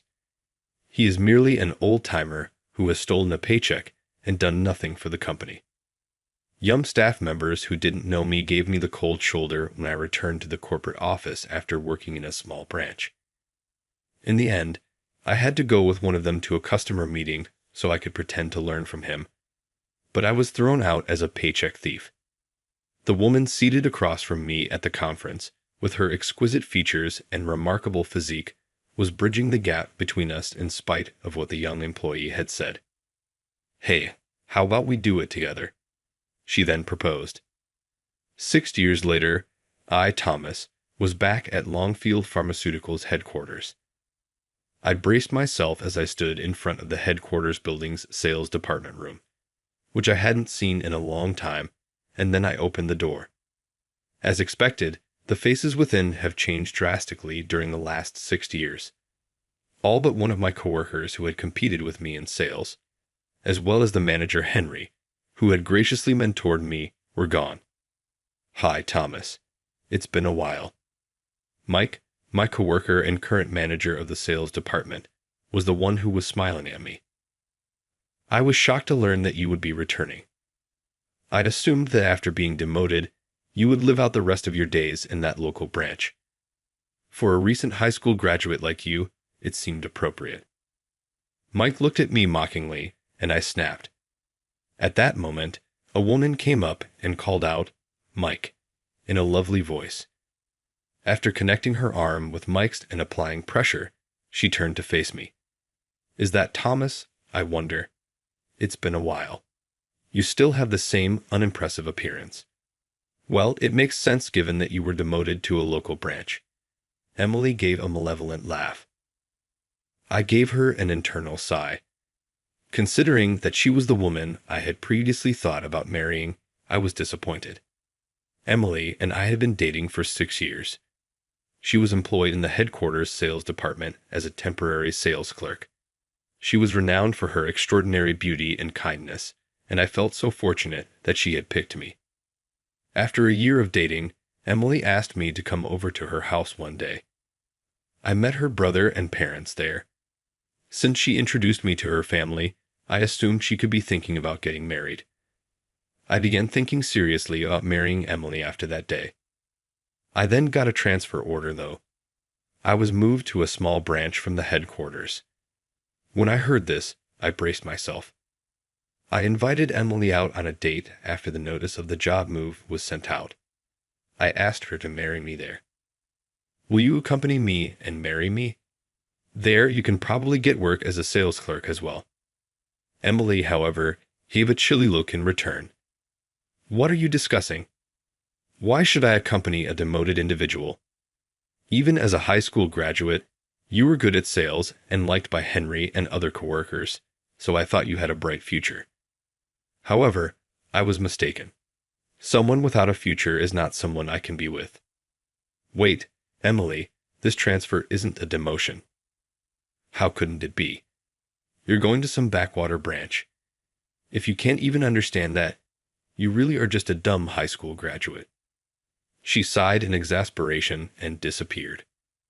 I had thought we loved each other, but her cold truth made me break down in tears. Later, I heard through the grapevine that Mike, who had been promoted to manager, was dating Emily. It made sense that she would choose him, given her disdain for what she considered my demotion. Hey, are you listening, Thomas? Mike's scolding brought me back to the present. I had been lost in thought, reminiscing about Emily. It looks like you became useless at the local branch. Oh well. Hey, Andy.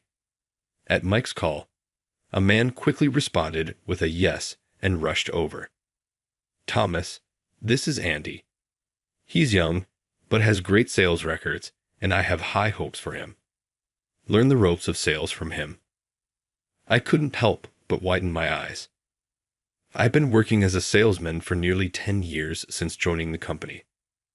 I wanted to argue that I didn't need any guidance, but Mike quickly walked away, arm in arm with Emily. There's no helping it. Even though we were peers, Mike was now my boss.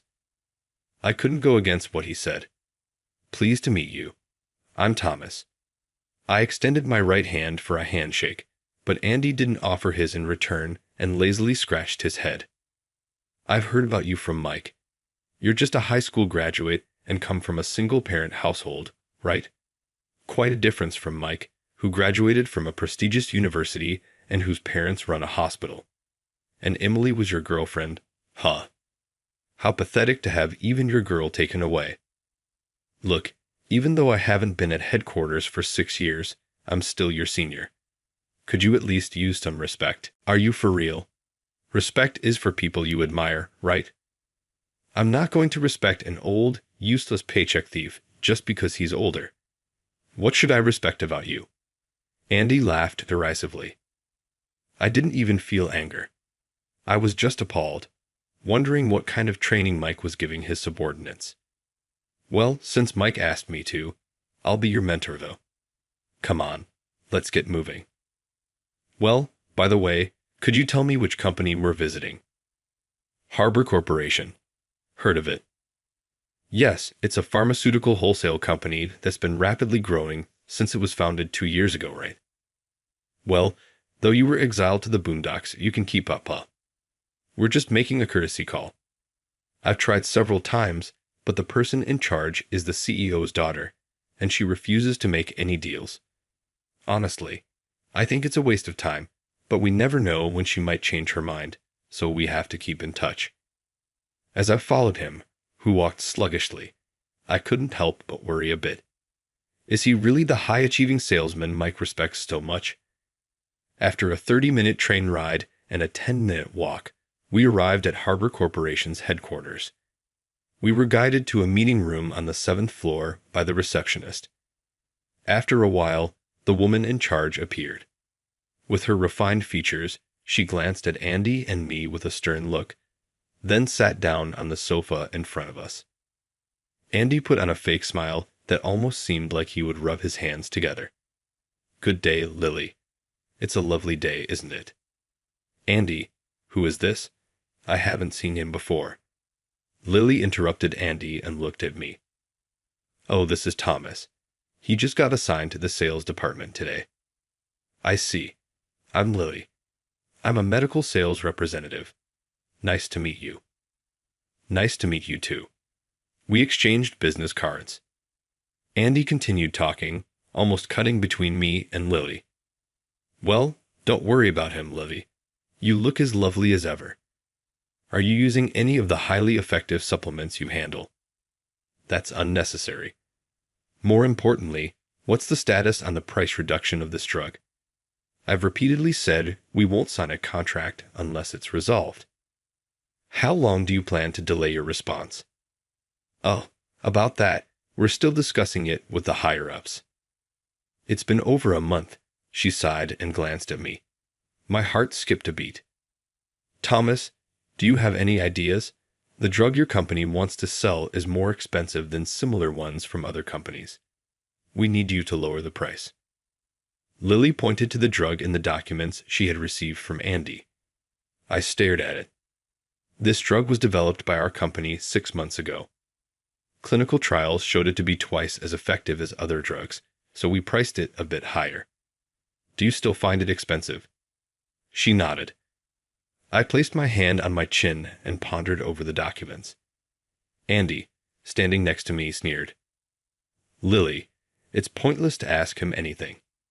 He's an old-timer who's done nothing but steal a paycheck. Andy, be quiet. Her sharp reprimand made Andy shrink back and close his mouth. In the meantime, I gathered my thoughts. In that case, we'll lower the price of this drug to what your company wants. What? Thomas, what are you saying? What authority do you have to make such decisions? In return, after starting the sales of this drug, if customer satisfaction increases by 10%, will you agree to purchase our next drug at our proposed price? Of course, we promise not to set an unreasonable price. Lily raised an eyebrow at my words. You have that much confidence in this drug?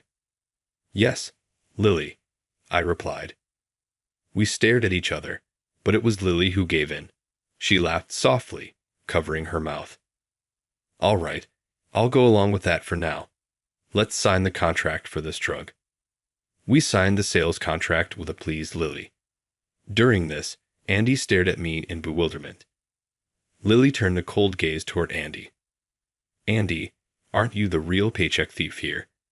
You always come to see me, smile, and flatter me, but never offer any proposals. From the start, you had given up on securing a contract with us, hadn't you? Caught off guard, Andy stammered, Oh, well, Thomas proposed a mutually agreeable solution for both our companies. If he becomes our contact, I have no issue signing a contract with your company. Really? I'll speak with the higher-ups about it. Yes, please do. She smiled gently at Andy, who blushed bright red in response. Well then, we'll be on our way, I said, hurriedly trying to pull the beet-red Andy away. Wait, I still need to talk to Thomas. Could you stay a little longer? Oh, sure. I don't mind. I was surprised, but decided to stay as Lily requested and let Andy leave first. Once Andy was out of sight, she closed the meeting room door and flashed a broad smile at me. As expected, Thomas. I knew my instincts were right about you. She chuckled softly as she closed the distance between us. Her breath brushed against my neck, and my cheeks instantly grew hot. Do you remember last year's training session you attended to understand the work of pharmaceutical wholesalers, right? Meeting you there allowed me to learn a lot. Yeah, I learned a lot from that training session too. Right, but Thomas, it's such a waste for you to work under someone like that, even though you've made it back to headquarters. How about joining our company? I can help you fully realize your potential. I tried to back away from her as she kept closing in, but my back hit the wall. Now there was virtually no distance between us. Her figure was outstanding, and her chest pressed against me. Seeing the amused look on her face, it was clearly intentional. My heart felt like it would explode.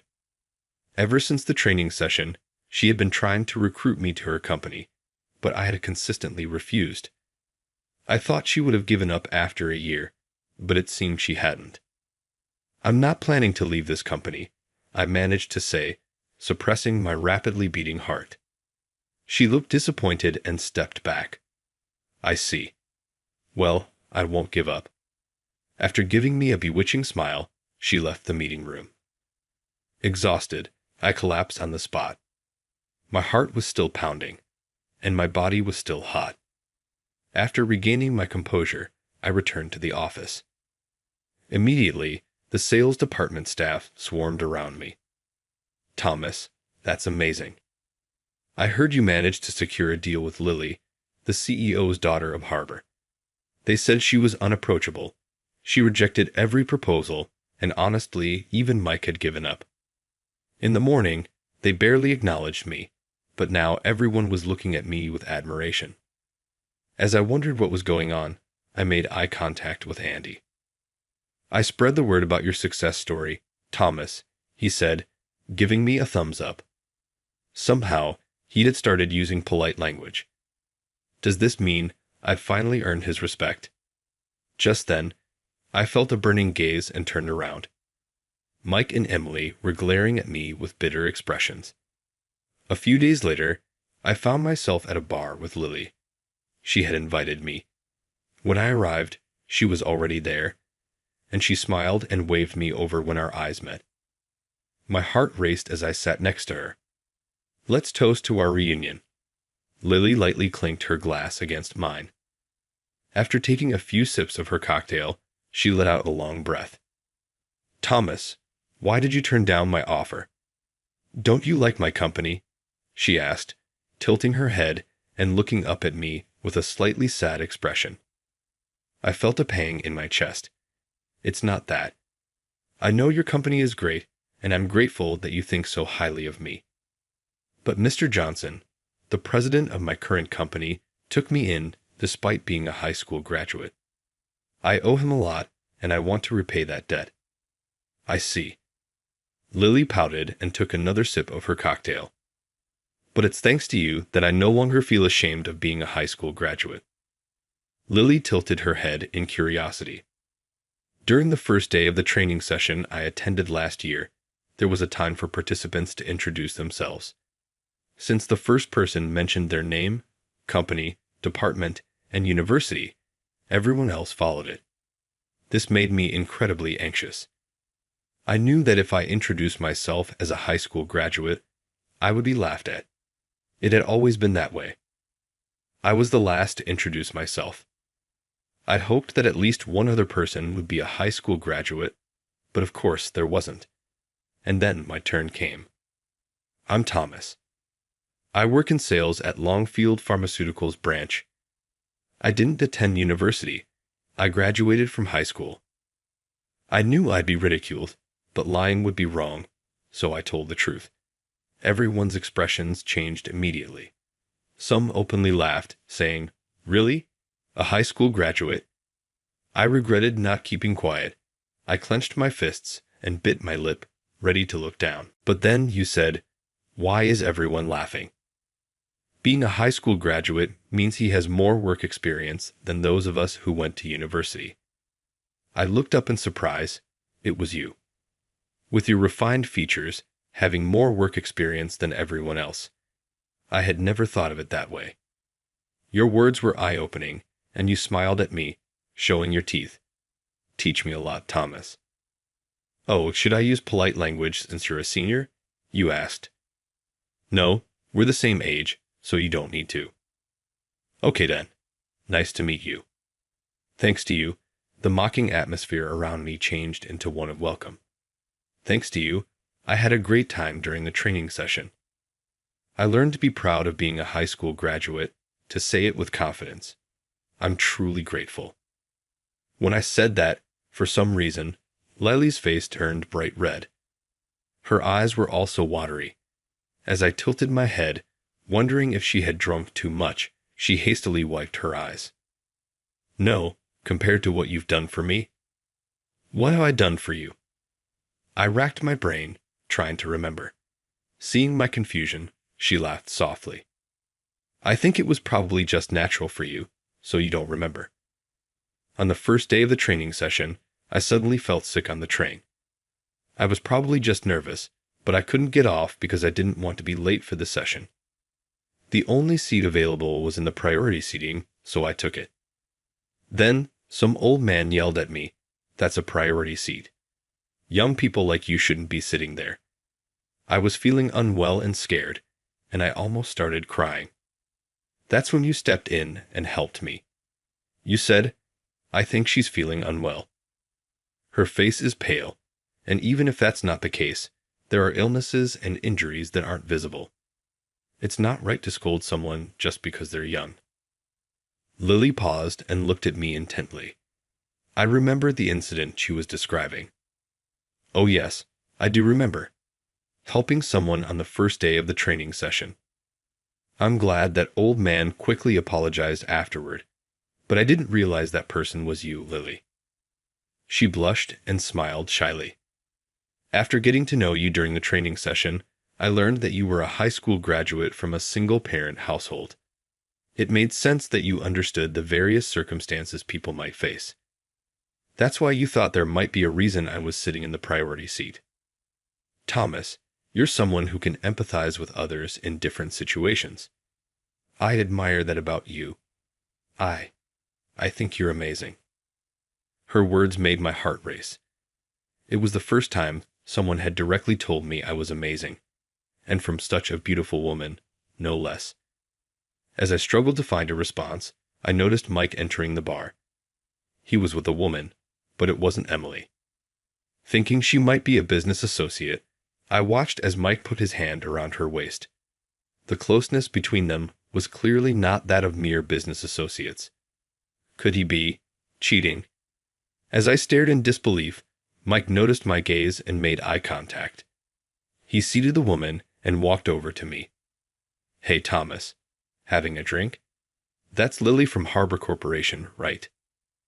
Yes. Lily, this is Mike, my boss. Nice to meet you, she said, shaking Mike's hand. Even though it was just a handshake, it made me feel uneasy. By the way, Mike, who is that woman? Oh, she's my girlfriend. Girlfriend? Did you break up with Emily? But when I was at the office today, Mike and Emily were still very much together. They didn't seem like a couple on the verge of breaking up. As I was confused, Mike laughed derisively. No way. Emily is also my girlfriend. What do you mean? You have 2 girlfriends? What's wrong with having 2 girlfriends?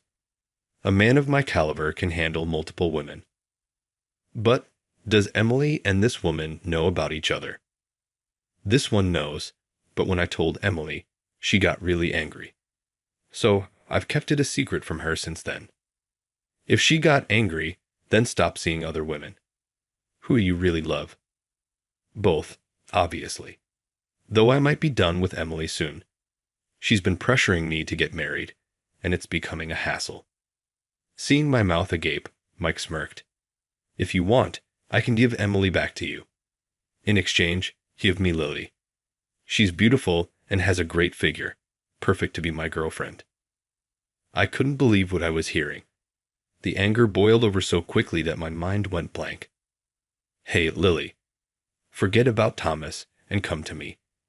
I'm a university graduate, my parents run a hospital, and I'm a department head. I'll treat you well.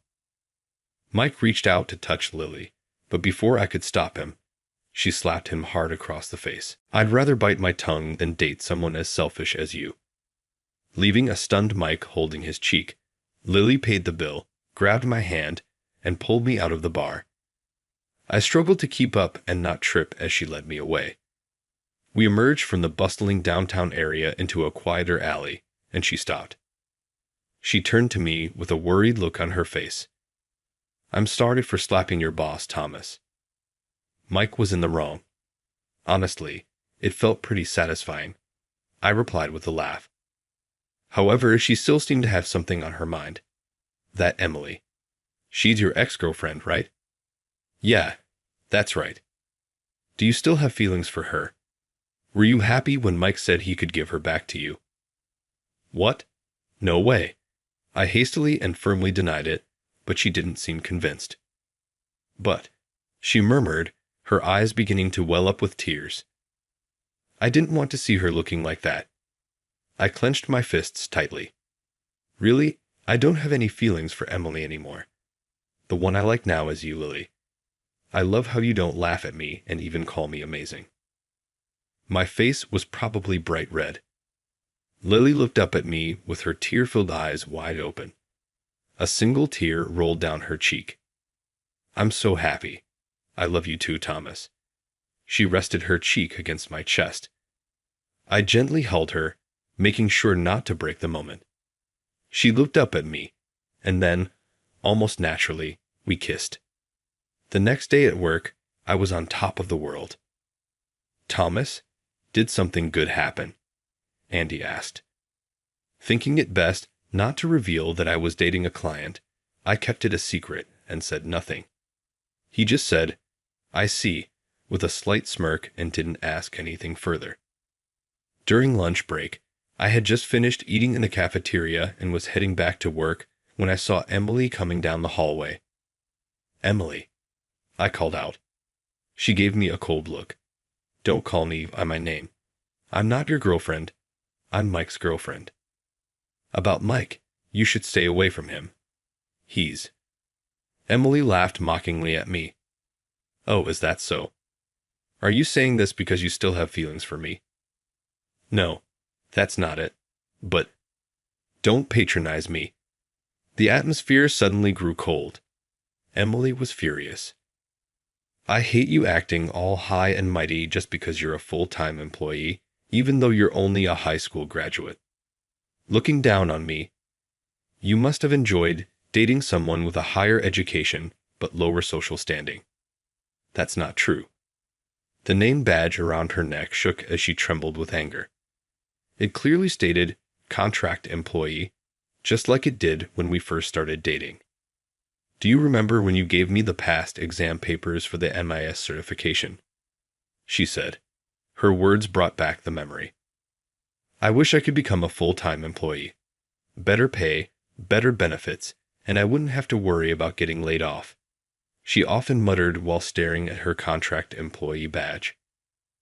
As her boyfriend, I wanted to support her, so I lent her my old MIS certification exam papers and my study notes. But she frowned at them, looking displeased. "This is useless." "What? But don't you want to become a full-time employee?" Emily sighed deeply. She remained upset for a while, and it took multiple apologies and a meal at her favorite restaurant to finally improve her mood. As I recalled that memory and frowned, Emily scoffed. "I was so disappointed in you back then. You took my words about wanting to become a full-time employee seriously. I wanted an easy life, but you, completely clueless about a woman's heart, handed me past exam papers. That's why I chose Mike. He'd never do something like that. When I told him the same thing, he said, 'I'll take care of you.'" When Emily raised her voice, I couldn't say anything. She walked past me quickly. Her profile looked a bit anxious. Today was the day our company and Lily's company would sign the contract. Lily had come over for this occasion. I guided her to the reception room where I, Andy, and Mike would handle the meeting. I was worried about Mike's reaction to Lily, but it seemed my worries were unfounded. Mike maintained a professional smile with Lily. It seemed he didn't hold a grudge over being slapped. Perhaps he didn't even care about it. "Now please sign here," Mike said, handing the contract to Lily. Lily flipped through the stapled pages. Then she tilted her head. "What is this last page in English?"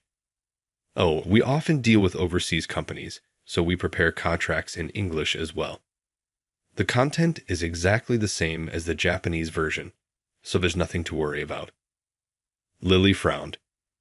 I knew she wasn't comfortable with English. "Lily, may I take a quick look at the contract?" I stopped Lily from signing the contract, and she looked at me curiously. However, she handed over the contract without hesitation. "What's this, Thomas?" Trying to show off in front of her by finding faults with my contract. Mike interjected. Ignoring his comment, I quickly scanned the English section of the contract. I frowned. "Mike, what is the meaning of this? What are you talking about?" "The English contract states something that the Japanese one doesn't," Mike replied. "It says, 'Harbor Corporation shall henceforth comply with all directives from Mike Green of Longfield Pharmaceuticals.'" Lily and Andy both exclaimed, "What?" Mike's eyes widened as he looked at me. "Thomas, you can read English." "Mike, does your reaction mean the English contract indeed contains such a clause?" Lily glared at him. Mike hurriedly tried to cover up, forcing a smile. "Of course not. This guy has always been jealous of my prestigious university degree and pulls stunts like this. Don't believe anything he says." "No, I trust Thomas. Did you know he scored 900 on the TOEIC? Lily retorted. What? A 900 on the TOEIC. Mike and Andy both reacted in shock. Lily sighed at their stunned faces. Thomas couldn't afford to go to university because he came from a single-parent household. That's why he only graduated high school, but he's smart. How couldn't you know than after working with him for a long time? I glared at Mike, who was visibly shocked. Mike, have you been pulling stunts like this every time you signed a contract with another company? Is this how you climbed to the position of department head?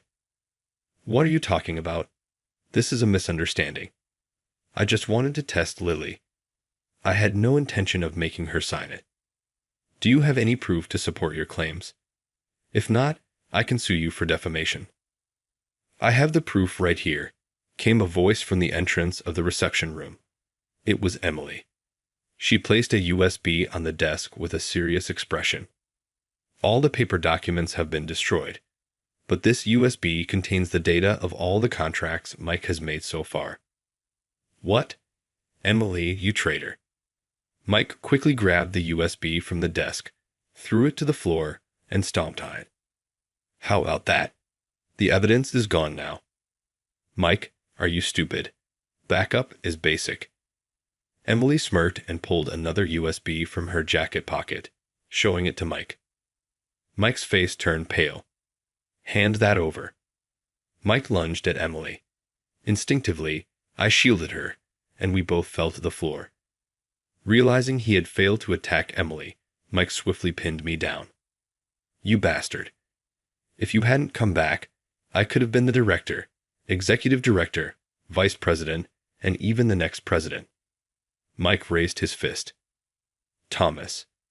Lily and Emily screamed simultaneously, but Mike's punch never landed on me. I caught his hand just in time, twisting his arm and pinning him to the floor. Mike glared up at me in rage. As the reception room door quietly opened, Mr. Johnson, the president of our company, walked in. What is all this commotion? Mr. Johnson looked at me sitting on top of Mike with a puzzled expression. Mike put on a pained expression. Mr. Johnson, the truth is, Thomas added a terrible clause to the contract with Harbor Corporation. He was planning to use this contract to manipulate Harbor as he pleased. When I confronted him about it, he suddenly went berserk. Mike, isn't that what you were doing? Mr. Johnson said, making Mike freeze. I received a report from Emily about your misconduct. I wanted to believe it was a lie because I thought you were an excellent person, but I'm disappointed. Mike's whole body lost its strength. Thinking he wouldn't cause any more trouble, I released him. I'm sorry for involving you in our company's issues, Lily, Mr. Johnson said, bowing to her. Don't worry about it, Lily replied. Mr. Johnson sighed in relief, then looked at me. Despite not having been back at headquarters for long, you've not only secured a new major contract, but also uncovered misconduct within the company. As expected from you, Thomas. I had my eye on you as a potential successor for a reason. At his words, Mike, who had been hanging his head, looked up in shock. He's the successor, even though he was demoted. It must have looked like a demotion, Mr. Johnson explained. I transferred him to our branch that was performing the worst and on the brink of collapse. But as they say, a lion throws its cub into the valley of 1,000 peaks to test it. I wanted to see how he would turn things around in a challenging environment. I had my eye on his proposal skills from the beginning. Sure enough, his proposals impressed our clients, bringing new business and turning the branch into the best performing one. You were working as a manager at headquarters all this time, yet you didn't know? Mike's lips turned pale, and he started trembling. Mr. Johnson sighed deeply at him. Thomas may only have a high school diploma, but he has the ability to empathize with people more than anyone else in our industry, which involves supporting people with various health issues. His ability to connect with diverse individuals is crucial. He helped Mike to his feet, then turned to Andy. Andy, I want to hear from you too. Could you come to my office? Yes, Mr. Johnson. Then he left the reception room with Mike and Andy. The room became very quiet, leaving only Lily, Emily, and me. Thomas, I am really sorry for everything. Emily broke the silence, bowing her head to me. I was surprised to see her acting so humbly. Remember when you warned me during lunch the other day? I got curious and asked Mike if he was cheating again. Just as I suspected, he was, and he said he didn't need me anymore because I was a hassle. It was then that I realized you were looking out for me all along, not just this time, but even when you lent me those old exam questions. Emily's eyes filled with tears as she gripped her skirt tightly. Thomas, you probably know, since you've been to my house once, but my family is poor. My older brother didn't go to college because his grades were bad, so he works at a job with poor pay and benefits. That's why my parents pinned their hopes on me. They wanted me to graduate from college, get a good job, and marry a man with a promising future to secure their old age. When I introduced you to my family, they opposed it. They said a high school graduate wouldn't do, that you'd be just like my brother and couldn't be expected to succeed. But I was the fool to believe them. I thought I would be secure if I did what my parents said, but I was the biggest idiot of all. Tears from Emily's eyes made a stain on the floor. I'll start over. I'll work hard to become a full-time employee, so if I manage to become one at that time. Emily wiped her tears and stepped closer to me. However, I was pulled back by my right arm, increasing the distance between her and me. It was Lily who was firmly holding my arm. Sorry, but Thomas is mine now. I don't care if you're his ex or whatever. I won't give him up. I see. But Thomas, if you ever get tired of her, come back to me. I'll be waiting. That won't happen. Emily laughed at Lily's fierce look, waved, and left the room. Lily's grip on my arm tightened slightly. You won't get tired of me, right? Feeling affection for the worried Lily, I kissed her forehead. No, I won't. My heart belongs to you completely. With that, her grip loosened. Finding her delighted smile adorable, I hugged her tightly. By the way, could you come to my house next time? I'd like to introduce you to my family. What does that mean? I'm confident that I'll love you for the rest of my life, Thomas. So in thinking about the future, I'd like you to get along with my family. All right. Then, after that, I'd like you to meet my mom too. Of course. After exchanging smiles, we hugged each other again. Mike was fired. Given that he had been falsifying contracts for years, this was a fair punishment. However, I could sympathize with him a bit. Apparently, he was supposed to become a doctor and take over his family's hospital. But after failing the medical school entrance exam, his parents disowned him. Driven by a desire to prove himself to his parents by succeeding at Longfield Pharmaceuticals, he ended up committing these acts, even without resorting to fraud. Mike had been competent since he joined the company. I hope he reflects on this and climbs the ranks the right way at his next job. I am now in the manager position that Mike vacated, but this too is only a matter of time, because Mr. Johnson seems determined to make me the next president. He is pulling strings to make me the vice president. In fact, many important projects that could significantly benefit our company have been assigned to me. I am reputed to handle them flawlessly within the high-ups, and more people are gradually supporting my appointment as vice president. Andy, watching my methods closely as my subordinate, has also been improving his sales performance.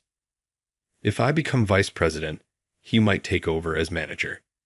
Emily is studying for her MR certification exam. She kept the past exam questions and preparation notes I lent her and is using them. She is enthusiastic about making her dream of becoming a full-time employee a reality if she passes the exam. Thomas, do you have a moment during lunch break? Emily comes over after I finish eating. I nod, indicating it's fine, and she sits next to me, opening the past exam questions. I can't understand this question. Oh, this is. As I explained to Emily, The distance between us gradually closes. I try to back away, but the wall behind me prevents me from doing so. While I am contemplating what to do, a stern voice cuts in. "Excuse me." Looking up fearfully, I see Lily glaring at us with a furrowed brow. She must have come because we have a meeting after this. "Lily, I was just helping with her studies. I know you're not the kind of person who would cheat, so don't worry. Emily, that's my seat. So, can you move, please?" Lily picked up the past exam questions with her left hand. The ring on her finger caught the light. Noticing it, Emily frowned and stood up. "I won't give up until you're married." Leaving those words behind, Emily walked away. Lily, who sat next to me, let out a sigh. "She's so persistent. Sorry about that." "It's all right. I understand why people are attracted to you." Lily placed her hand on mine. Her warmth made me feel at ease. "By the way, Thomas, the medicine you first negotiated with me is getting rave reviews from our customers. Thanks to that, our customer satisfaction has increased by not just 10%, but 20%. That's great." "Well, it was expected." "Yeah, I thought so too. As expected from you, Thomas.